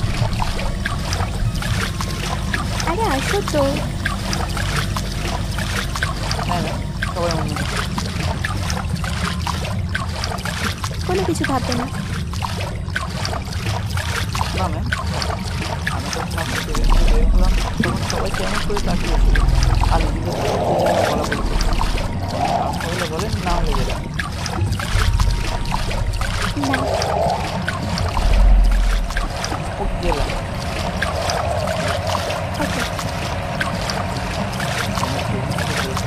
ডাক্তারের কাছে এসে বললাম, চল কিন্তু ম্যাম, তোকে ছাদে কেন ডাকলো? জানি না, ম্যামের ব্যবহার কেমন যেন লাগে। কেমন? এগুলো বাদ, চল অনেক চল। ক্যান্টিনে চলে খাওয়া দাওয়া শেষ করে দেখছি ওইদিকে ফারিয়ার সিঁড়ি চোখে পানি। কি রে, কাঁদিস কেন? আব্বু, রাকিব আমাকে ক্ষমা করবে তো? ওকে কোথায় পাবো? জানি না রে মা, তবে চারদিকে লোক লাগিয়ে খুঁজবো। আঙ্কেল ফারিয়ার সামনে হাতে খাবার নিয়ে বললেন, নে, এখন খেয়ে নে। খেতে ইচ্ছে করছে না। না খেলে সুস্থ হবি কেমন করে? আর রাকিবকে কেমন করে খুঁজবি? ফারিয়া কিছু বলল না, চুপচাপ খেয়ে নিল। ফারিয়া আর কিছু বলল না, চুপচাপ খেয়ে নিল। অফিসে প্রায় শেষ, তখনই ম্যামের আগে। চলো যাওয়া যাক। জি, কোথায়? ম্যামকে দেখলাম। অবাক হয়ে আমার দিকে তাকালেন। এভাবে অবাক হলেন কেন? তুমি তো আজব মানুষ, সকালে বলতে বলতে এখন ভুলে গেলে। ও, কিরে চল যাওয়া যাক। আর ম্যাম, আপনি এখানে? কেন আসতে পারি না? পারেন, আপনার অফিস, আপনি যেখানে খুশি সেখানে আসতে পারেন। রাশেদ সাহেব, আপনি চলে যান, রাকিব পরে যাবে। কেন, কোথায় যাবে? তোমার এত জানা লাগবে না, তুমি যাও। ওকে, থাক তাহলে আমি গেলাম। রাশেদ চলে গেল।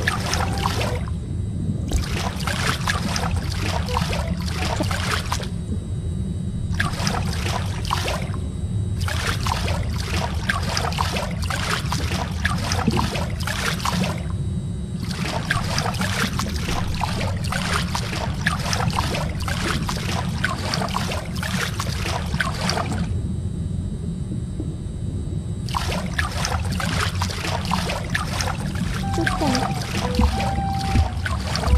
তো কথা বলো।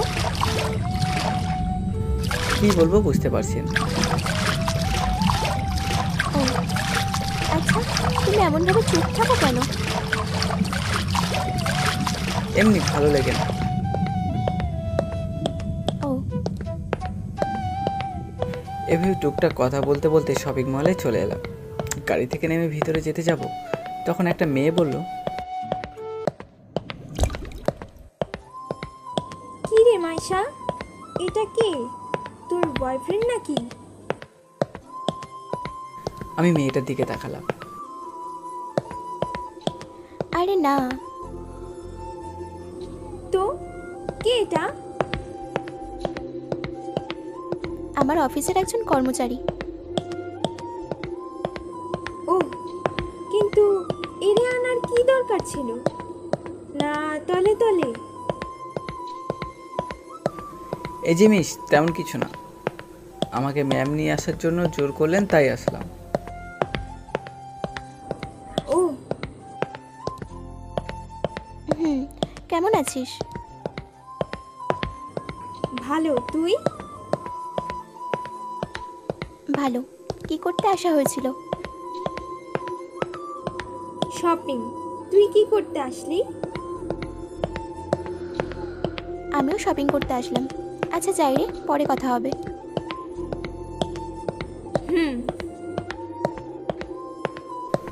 মেয়েটা চলে গেল আর ম্যামও শপিং করতে লাগলেন। শপিং শেষ করতে করতে রাত হয়ে গেল। চলো ডিনার শেষ করে নিই। চলেন বলে একটা রেস্টুরেন্টে চলে এলাম। বলো কি খাবে? আপনার যা ইচ্ছা তাই অর্ডার দেন। ওকে। ম্যাম চিকেন বিরিয়ানি অর্ডার দিলেন। তোমার গার্লফ্রেন্ড আছে? কি হলো চুপছে? না। তাও ভালো, রাস্তা ক্লিয়ার। বুঝলাম না। বোঝা লাগবে না। খাবার চলে এলো। খাওয়া শুরু করো। জি, খেতে লাগলাম। মাথা উপরে তুলে দেখলাম ম্যাম আমার দিকে তাকিয়ে আছে। চোখে চোখ পড়তেই চোখ মাথা নিচু করে নিলাম। কিছু বললাম না, খাবার খেতে শুরু করলাম। খাওয়া দাওয়া শেষ করে ম্যামকে বললাম, ম্যাম একটা কথা বলার ছিল।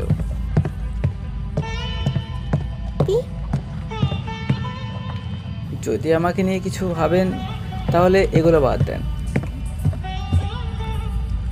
কেন? পরে বলবো, তবে একটু জেনে রাখেন আমাকে নিয়ে কিছু ভেবে থাকলে ভুলে যান। ম্যামের দিকে তাকিয়ে দেখি চোখের কোণে পানি। হয়তো এভাবে বলাতে কষ্ট পেয়েছে, কিন্তু আমি কি করব? কিন্তু কেন? আমি বিবাহিত। কি? অনেকে আমাদের দিকে তাকালো। ম্যাম আসতে কি করছে? ম্যাম কেড়ে দিয়েছে।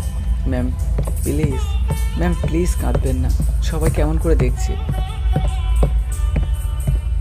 তুমি তো সেই দিন বললেও পারতে। ম্যাম প্লিজ কাঁদবেন না, সবাই কেমন করে দেখছে। তুমি সেই দিন কেন বললে না? তোমাকে প্রথম দেখায় ভালোবেসে ফেলেছি, আর এখন অনেক ভালোবাসি। আমি এত কিছু বুঝি না, আমি তোমাকেই চাই। ম্যাম পাগলামি করিয়েন না।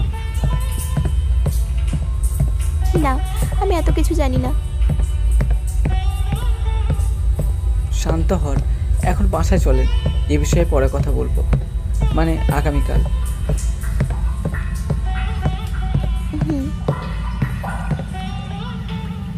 বিল দিয়ে রেস্টুরেন্ট থেকে বের হয়ে এলাম। ম্যাম আপনি যান, আমি রিক্সা করে চলে যাব। আমি তোমাকে রেখে আসছি। না ম্যাম থাক, আমি যেতে পারবো। যাও। ম্যাম চলে গেলেন। তখনই ফোন বেজে উঠল। ফোন বের করে দেখি রাশিদ। রিসিভ করে, বল। কোথায় তুই? এই তো এখন গাড়িতে উঠবো। ওকে তাড়াতাড়ি আয়। আসছি 20 দিন পর। ঘুম ভাঙল। নিজেকে হাসপাতালে আবিষ্কার করলাম। চারিদিকে তাকালাম, দেখি ডাক্তার আর পাশে একজন বয়স্ক মহিলা এবং লোক বসে আছে। মাথা প্রচণ্ড ব্যথা করছে। আমি এখানে কেন? আর আমি কি? ডাক্তার লোকটার কানের কাছে গিয়ে বলল,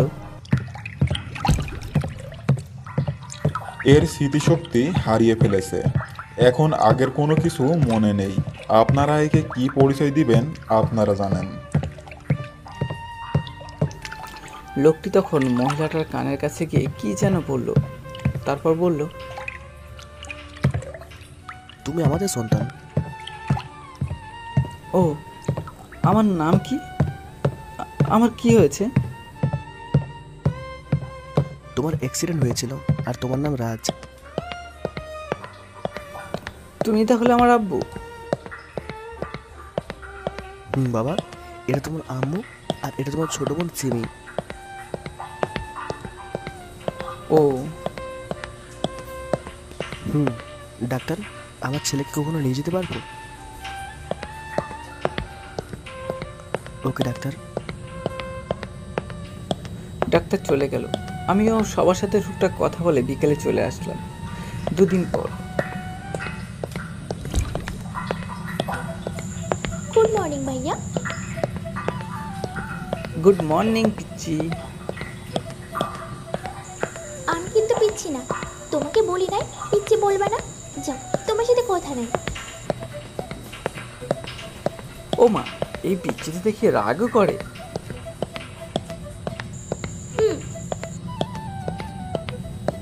বল, কি জন্য এসেছিস? আচ্ছা বাবা, সরি, আর পিচ্চি বলবো না। এইদিকে আয়, এইদিকে তাকা। সত্যি তো? এই তো কান ধরলাম। তুমি আমার কান ধরছো কেন? সরি সরি, আমি ভাবলাম এটা আমার কান। আম্মু খেতে ডাকলো। ও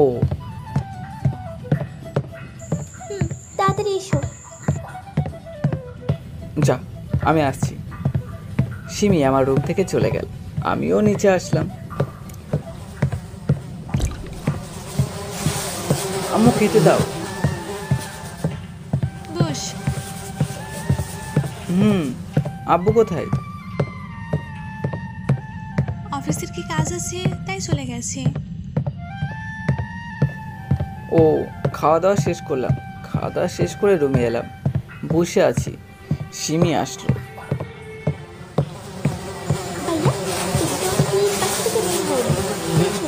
বাইরে থেকে ঘুরে আসি। চল।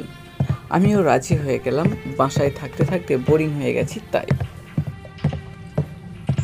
তুমি রেডি হয়ে নিচে এসো, আমিও গিয়ে রেডি হই।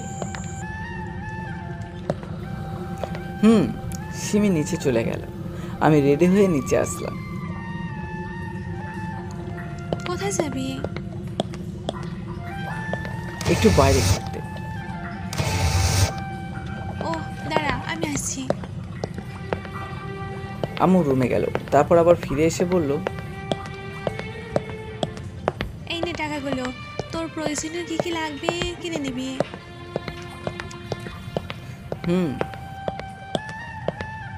ভাইয়া চলো যাও যাক। চলে। বাইরে চলে এলাম। আপুর বাইক নিয়ে চলো। না থাক, রিক্সা নিয়ে চল। ওকে, তোমার যে ইচ্ছা। একটা রিক্সা ডাকলাম। রিক্সা উঠে বাজারে আসলাম। দোকানদারের টাঙানো ব্যানারগুলোর দিকে তাকিয়ে দেখি রাজশাহী ঢাকা লেখা আছে। তাহলে আমি রাজশাহীতে আছি। মাথাটা ব্যথা হতে লাগলো। হাত দিয়ে মাথাটা ধরে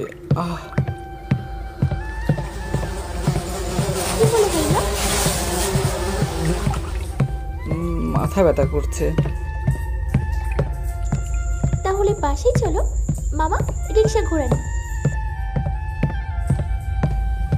না থাক।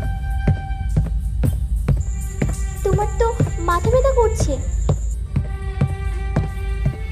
ঠিক হয়ে যাবে। বাসায় চলো তো। আচ্ছা চল তাহলে। বাসায় চলে এলাম। আমাদের দেখে আম্মু বলল, কি রে, এইমাত্র গেলে আর চলে আসলি যে? ভাইয়ার মাথা ব্যথা করছে তাই চলে আসলাম। তাড়াতাড়ি রুমে যা।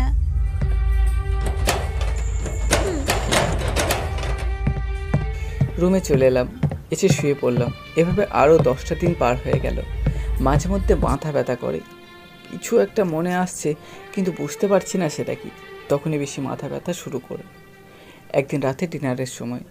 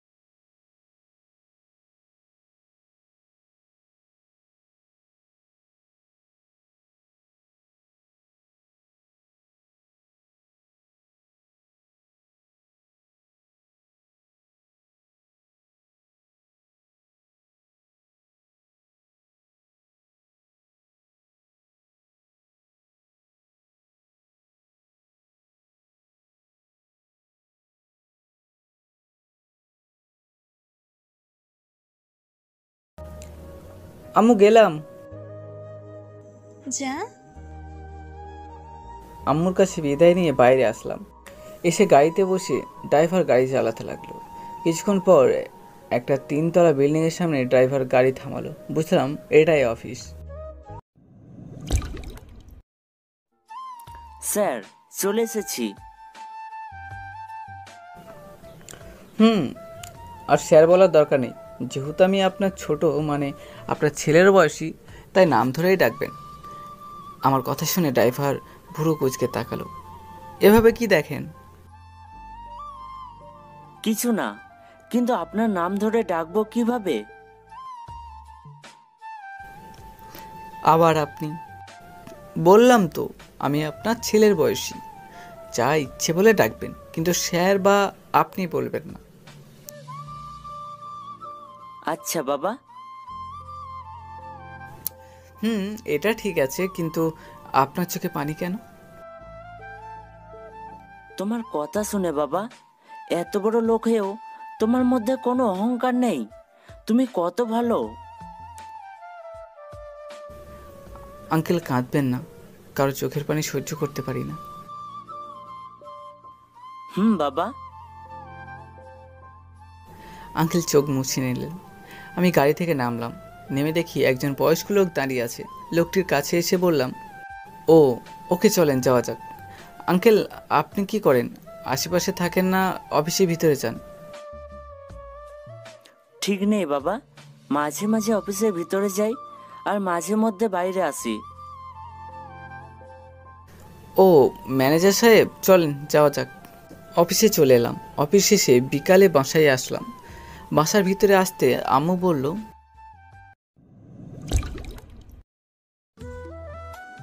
প্রথম দিন কেমন কাটলো? অনেক ভালো আম্মু। সিমি কিন্তু তোর উপর রাগ করেছে, গিয়ে রাগ ভাঙা। কেন, ওর আবার কি হয়েছে? ওরে না বলে চলে গেছিস তাই। তাই? ঠিক আছে, আমি গিয়ে আবার পিচ্চি বোনের রাগ ভাঙাচ্ছি। তুই ভালো জানিস। ওখান থেকে রুমে চলে এলাম। এসে পোশাক চেঞ্জ করে সিমির রুমে এলাম। আমার বোনটা কি আমার উপর রাগ করেছে? আর না বলে যাব না কোথাও, প্রমিস। আমি কারো বোন না, আর আমি কারো উপর রাগ করিনি। সত্যি?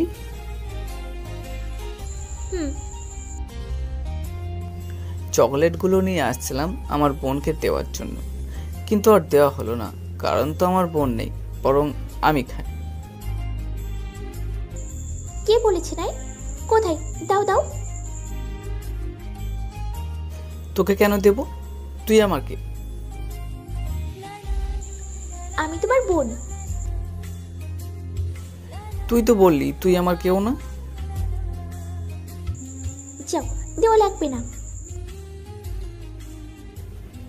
ওকে ওকে দিচ্ছি। আমার বোনকে দেব না তো আর কাকে দেবো? এই নে। আমার সোনা ভাই।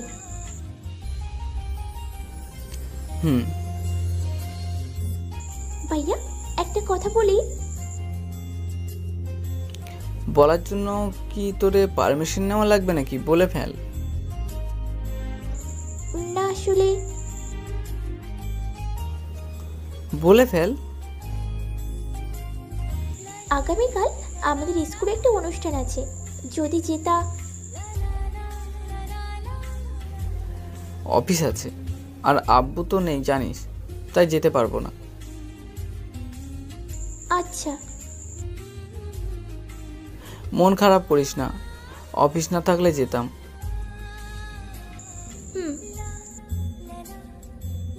এভাবে আরো 5টা দিন চলে গেল। অফিসের কাজ এখন অনেকটা শিখে গেছি। আব্বু এখন বিদেশ থেকে আসে নাই, তবে 2 দিন পর আসবে বলেছে। আমি আমার কেবিনে বসে আছি, তখন ম্যানেজার এসে বলল,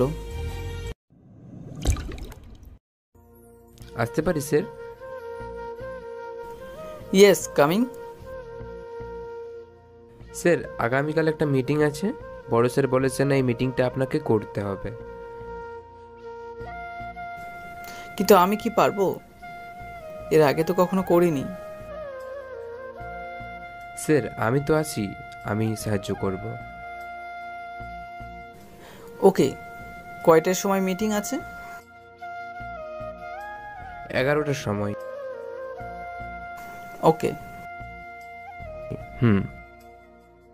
ম্যানেজার চলে গেল। রাতে খাওয়া দাওয়া শেষ করে রুমে এসে আব্বুর সাথে ফোনে কথা বললাম, তারপর ঘুমিয়ে পড়লাম। পরের দিন সকালে নিজের মধ্যে কেমন একটা অস্থিরতা কাজ করছে, পারবো কি পারবো না এটা ভেবে। এগুলো ভাবতে ভাবতে অফিস চলে আসলাম। বসে আছি আর ফাইলগুলো দেখছিলাম। এভাবে দেখতে দেখতে মিটিংয়ের সময় ছুঁয়ে গেল। আসতে পারি? সময় হয়ে গেছে, আপনার জন্য সবাই অপেক্ষা করছে। চলেন যাওয়া যাক। ম্যানেজারের সাথে মিটিং রুমে আসলাম। আসসালামু আলাইকুম। সকলে সালামের উত্তর দিল। সবার দিকে এক নজর তাকিয়ে নিলাম। 5 জন ছেলে আমার থেকে বড় হবে আর 3 জন বয়স্ক লোক, আর তাদের সাথে 3টা মেয়ে আছে। লক্ষ্য করলাম একজন বয়স্ক লোক আর একটা মেয়ে, তাদের চোখের কোণে পানি আর কেমন করে আমার দিকে তাকিয়ে আছে। মেয়েটা কেমন শুকিয়ে আছে আর মনে হয় নিজের শরীরের যত্ন নেয় না। তা যাই হোক, আমি আমার কাজ করি। আপনাদের সাথে এনার পরিচয় করিয়ে দিই। উনি হলেন আমাদের কোম্পানির ভবিষ্যতের এমডি, নাম রাজ চৌধুরী। তখন এক লোক বলল, একটা কথা বলি। জি বলেন। আমি তো জানি আসলাম চৌধুরীর কোনো ছেলে সন্তান নেই, একটা মেয়েই আছে। রাজ দেশের বাইরে থাকতো, তাই হয়তো চিনে না। হতে পারে। সবার সাথে পরিচয় হয়ে মিটিং শুরু করলাম। আমি আসার পর থেকে লক্ষ্য করলাম লোকটা এবং মেয়েটা আমার দিকে তাকিয়ে আছে। মিটিং শেষ করে আমি আমার ডেস্কে চলে আসলাম। মিটিংয়ে ছিলাম তখন কেমন যেন লাগছিল বলে বোঝাতে পারবো না। মনে হচ্ছিল মাথায় বোঝা ছিল। তা নামিয়ে এলাম। অনেক ক্লান্ত লাগছে, তাই ম্যানেজারকে বলে বাসায় চলে এলাম। আজ এত তাড়াতাড়ি যে? অনেক ক্লান্ত লাগছে, তাই চলে আসলাম। ভালো করেছিস, খেয়ে নে, তারপর রুমে যা। খাওয়া দাওয়া শেষ করে রুমে এসে দিলাম এক ঘুমে বিকেল। ঘুম থেকে উঠবো তখন উঠতে পারলাম না। মনে হচ্ছে কেউ শক্ত করে ধরে আছে। ভয়ে তো আত্মা রাম খাতা ছাড়া। আল্লাহ মনে হয় ভূতের হাতে প্রাণটা গেল। ঢোক গেলাম, আল্লাহ তুমি আমাকে বাঁচাও। ভয়ে ভয়ে পিছন দিকে ঘুরলাম। দেখি তাড়াতাড়ি বিছানা থেকে উঠে পড়লাম। আরে আপনি কি আমার রুমে কি করছেন? আর আমার পাশে আমাকে জড়িয়ে ধরেছিলেন কেন? আমি তোমার বউ ফারিহা। আমি বিয়ে করলাম কবে? আমি আপনাকে চিনি না, এর আগে দেখেছি বলে মনে হয় না। যান রুম থেকে বের হন। ফারিয়া কেঁদে দিল। আজব তো, কান্না করেন কেন? এমন করো কেন? প্লিজ ক্ষমা করে দাও, আমার ভুল হয়ে গেছে। আজব তো, কি বলছেন? আর কিসের ক্ষমা চাইছেন? কিচ্ছু তো বুঝতে পারছি না। প্লিজ ক্ষমা করে দাও, আমার অনেক বড় ভুল হয়ে গেছে। এভাবে কান্না করছেন কেন? আর আমি তো আপনাকে চিনি না। ফারিয়া এবার আমার হাত ধরলো। প্লিজ ক্ষমা করে দাও, আমি তোমার সাথে অনেক অন্যায় করেছি, তোমাকে অনেক কষ্ট দিয়েছি। হাত ছাড়িয়ে নিলাম। আরে এগুলো কি বলছেন? আম্মু আম্মু আম্মু আমার ডাক শুনে আমার রুমে এলো। কি হয়েছে? এই মেয়েটা কে আর আমার রুমে এলো কিভাবে? এটা তোর বউ? আমি বিয়ে করলাম কখন আর আমি নিজেই জানলাম না। সত্যি এটা তোর বউ? মজা করো না তো। আর এই যে আপনি রুম থেকে বের হয়ে যান। মারে রাকিবের স্মৃতিশক্তি হারিয়ে ফেলেছে, আমাদের চিনতে পারবে না। ফারিয়া আঙ্কেলকে জড়িয়ে ধরে কাঁদতে লাগলো। শান্ত হ মা, আমাদের কিছু করার নেই। সবাই বাইরে চলে গেল। আমি বিছানায় বসে পড়লাম। আমি কে? আমার পরিচয় কি? এদের দেখে কিছু মনে পড়ছে? কিছু মনে হতে চাইছে, কিন্তু মনে করতে পারছি না কেন। এগুলো ভাবতে ভাবতে মাথা ব্যথা শুরু হয়ে গেল। চিৎকার করে মাথা ধরলাম। আমার চিৎকার শুনে সবাই দৌড়ে এলো। কি হয়েছে বাবা, এভাবে চিৎকার দিলি কেন? মাথা ব্যথা করছে অনেক। ডাক্তার ফোন দিয়ে ডাকি? রাতে রুমে আসি, তখন আম্মু এলো। আম্মু কিছু বলবে?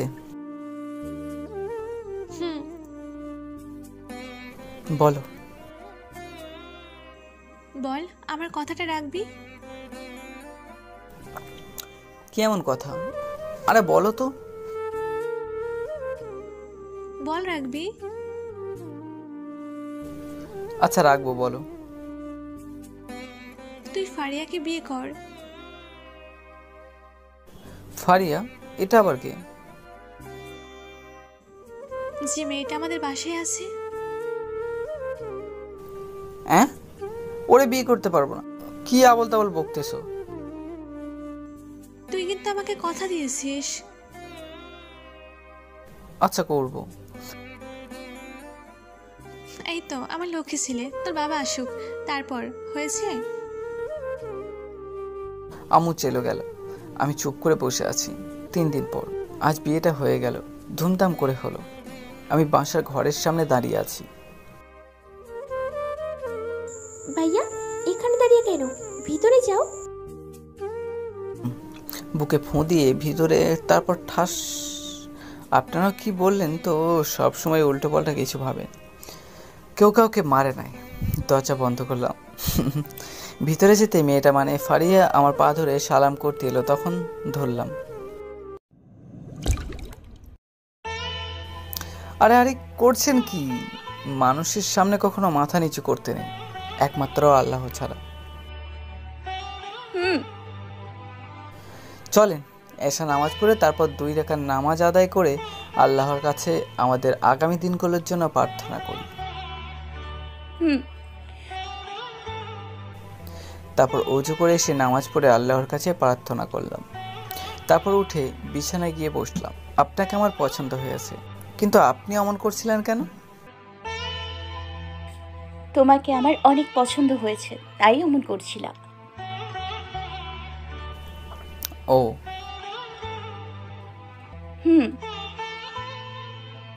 আর কথা না বলে ঘুমিয়ে পড়েন। আমার কথা শুনে ফারিয়া ভুরু কুঁচকে তাকালো। এভাবে দেখছেন কেন? ঘুমিয়ে যাব মানে? তো আর কি করব? জানো না কি করতে হয়? না। দাঁড়াও, আমি দেখাচ্ছি কি করতে হয়। পাঠক পাঠিকা লাইট বন্ধ, আপনারা আসতে পারেন। এখন একটা ইতিহাস রচনা হবে, বড় রকমের যুদ্ধ, রক্তপাত হবে। আপনাদের এই যুদ্ধ দেখতে কোনো লাভ নেই। লাভ করতে চাইলে বিয়ে করে নিতে হবে। 1.5 বছর পর একদিন সকালে ঘুম থেকে উঠে দেখে চমকে উঠলাম। দেখি আমার পাশে একটা ছোট্ট বাচ্চা। আমার রুমে বাচ্চা এলো কেমন করে? রাশেদ, এই রাশেদ, আমার রুমে বাচ্চা এলো কেমন করে? আমার ডাক শুনে কেউ এলো। আমি তাকে দেখে তো অবাক। দেখি ফারিয়া। ম্যাম আপনি এখানে? আর বাচ্চা কার? কেন আমাদের? আমাদের মানে? তোমার আর আমার। কিছু বুঝতে পারছি না। আর আপনি এখানে কেন? রাশেদ কোথায়? রাশেদ ওর বাসায় আছে, আর আমি আমার স্বামীর বাসায় আছি। কে আপনার স্বামী? মিনহাজের কি হয়েছে? ওর কাছে যান। আর আমি কোথায় আছি? ও হ্যাঁ, মনে পড়েছে। আমি যখন রাস্তা পার হচ্ছিলাম তখন একটা গাড়ি এসে আমাকে ধাক্কা দেয়, তারপর আর কিছু মনে নেই। আর আপনি এখানে কেন? বের হন বাসা থেকে। আর মিনহাজের বাচ্চাকে আমার বাচ্চা বলছেন? নষ্টা মেয়ে কোথাকার। সত্যিটা আমাদের বাচ্চা, তুমি বিশ্বাস করো? বিশ্বাস? তাও আপনাকে? যে মেয়ে তার বয়ফ্রেন্ডের সামনে নিজের স্বামীকে থাপ্পড় মারতে পারে তাকে বিশ্বাস করব? মনে তো হচ্ছে এটা মিনহাজ আর আপনার অবৈধ সন্তান। হয়তো মিনহাজ তাড়িয়ে দিয়েছে, তাই আমার কাছে এসেছেন। ফারিয়া এবার আমার পা ধরে বলল, Ladies and gentlemen, welcome to the most insane mega ramp in GTA 5 history. I'm talking sky-high stunts, zero gravity jumps, and crashes so wild. Buckle up because this ride's gonna be absolute chaos. পা ছাড়েন বলছি। না, উঠিয়ে দিলাম ঠাস ঠাস করে দুটি চোখ। এই শুনতে পাস না তোরে কি বলছি? যত ইচ্ছে মারো, কিন্তু আমাকে ছেড়ে যেও না। কেন, তোর মিনহাজ কি হয়েছে? ওর কাছে যা। আর তোরে তো 6 মাস পর ডিভোর্স দেওয়ার কথা। দেখি তো আজ কত মাস হয়েছে। মোবাইলটা হাতে নিলাম, মোবাইল হাতে নিয়ে তো অবাক। দেখি 2021 সাল। ফারিয়ার দিকে তাকালাম, ও কাঁদছে। 2021 হলো কেমন করে? তাহলে আমি এতদিন কোথায় ছিলাম? আর আমার বা কি হয়েছিল? না, এ মনে হয় সাল চেঞ্জ করে দিয়েছে। ফোনের মেসেজগুলো দেখি তো, না এটা তো 21 চলছে। তাহলে আমার কি হয়েছে? এর কাছ থেকে চিনি না। এই বলে, এই বল আমার কি হয়েছিল? ফারিয়া অশ্রুকেতে চোখ নিয়ে আমার দিকে তাকালো। এই তোরে বলতে বলছি না? আমার এমন ধমক শুনে ফারিয়া চমকে উঠল। বলছি। ফারিয়া বলতে লাগলো, আমি শুনতে লাগলাম। বলা শেষ করে ফারিয়া কাঁদতে কাঁদতে বলল, আমাকে ডিভোর্স দিও না, অন্য যে কোনো শাস্তি দাও, আমি মাথা পেতে নিব। আমার চোখ দিয়ে পানি বের হয়ে গেল। ফারিয়াকে জড়িয়ে ধরলাম। না ডুবস দিব না, আমি তো তোমাকে অনেক ভালোবাসি। কপালে একটা চুমু। এর মধ্যে আমাদের ছেলে উঠে কান্না শুরু করে দিয়েছে। ফারিয়াকে ছেড়ে দিয়ে আমার ছেলে তাহসানকে কোলে নিয়ে চুমু দিলাম।